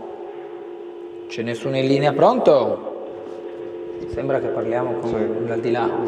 C'è qualcuno che sa darmi i numeri della lotteria? No. Allora andiamo a leggere un'altra mail che dice: buongiorno, a questo punto anche l'Italia non è più considerabile un paese sicuro, tanto degrado, tanta criminalità portata anche e soprattutto da chi arriva da paesi considerati non sicuri, quindi qua c'è diciamo il gioco delle parti, quando si intendeva paese sicuro, paese non sicuro, per la possibilità delle navi ONG di attraccare nei porti. Tutti quelli che parlano di speronamento non sanno spiegare la manovra di Carola Rackete nonostante un video allegato alla sentenza. Due schieramenti che credono di volta in volta alla versione più utile alla loro narrazione. Dove vogliamo andare come paese? Domanda che si fa un telespettatore. C'è un'altra mail che dice: a marzo 23 ho subito un tentativo di aggressione in via Flavio Gioia alle 17:50 da un extracomunitario clandestino o illegale che sia, a voi la scelta, eppure in più di 2 anni appena oggi abbiamo un'unità cinofila per lavoro, droga, ma siamo in attesa dei metal detector per i coltelli. Ricordo che nel 2020 il governo da un giorno all'altro ha deciso di chiuderci in casa e bloccare tutta l'economia italiana per un'emergenza sanitaria, mentre oggi per una grave emergenza di sicurezza, per la presenza di stranieri irregolari, sentiamo ancora frasi tipo stiamo vedendo, stiamo provvedendoci, stiamo attivando. Premetto che ho votato Fratelli d'Italia. No, chiaro, ma è condivisibile quello che ha espresso il telespettatore nell'ultimo messaggio. credo che appunto il dire che si sta lavorando a qualcosa sia utile per informare la cittadinanza su quello che è il nostro mandato e la nostra attività politica e di governo sia di una città ma anche di uno Stato. Il fatto dell'arrivo di questo cane poliziotto è anche un'operazione che è durata un po' di tempo e anche lì in passato penso che sia stato usato il termine stiamo vedendo, stiamo lavorando, stiamo capendo, quindi è normale che nel momento in cui ci sia come dire, la prospettiva di qualcosa di nuovo a livello politico, sappiamo i tempi che abbiamo nelle nostre amministrazioni, anche perché non è così facile, non è che io mi sveglio un giorno e dico domani voglio il metal detector alla Polizia Locale di Trieste o alla Polizia di Stato e siccome sono al governo arrivano. Ci sono dei percorsi un po' più lunghi che però con la perseveranza e con la costanza penso che potremo raggiungere come risultato di gruppo e di partito. Altra telefonata, siamo in chiusura, buongiorno. Sì, buongiorno Gulotta, buongiorno al consigliere. Bene, io vorrei cambiare di tema perché questo della sicurezza, lui non è, il consigliere può essere preparato a dire il discorso, però veramente la persona che è proposta a questo sono le forze dell'ordine, certo, che devono attuare delle cose e l'assessore, no? Usiamo il tempo per parole semplici. Come va la città? Perché veramente il sindaco ha detto che tutti questi transenne sono per i tubi che passano per sotto e non è così, perché il degrado che c'è, il dissesto che ci sono nelle nostre strade non è per quello, per i tubi, è per i problemi che non si mettono soldi nella città. La città ha bisogno di soldi, cosa che Bertoli sta tagliando tutto, taglia tutto. Ma abbiamo bisogno di soldi, a ver se si riuniscono a parlare qualcosa di più serio. Grazie. Grazie. Sì. Allora in 1 minuto e mezzo Vatta. Sì, in 1 minuto e mezzo sarò molto breve. Diciamo che i soldi a disposizione ne mettiamo tanti a livello comunale, abbiamo un bilancio di oltre 800 milioni, ovviamente ci sono dei cantieri nella nostra città, ma questo vuol dire perché appunto si sta lavorando e si sta progettando sia quello che sarà la città del futuro, ma anche si sta facendo manutenzione su quello che è il presente. Sappiamo e anche noi viviamo la città, non è che siamo in una bolla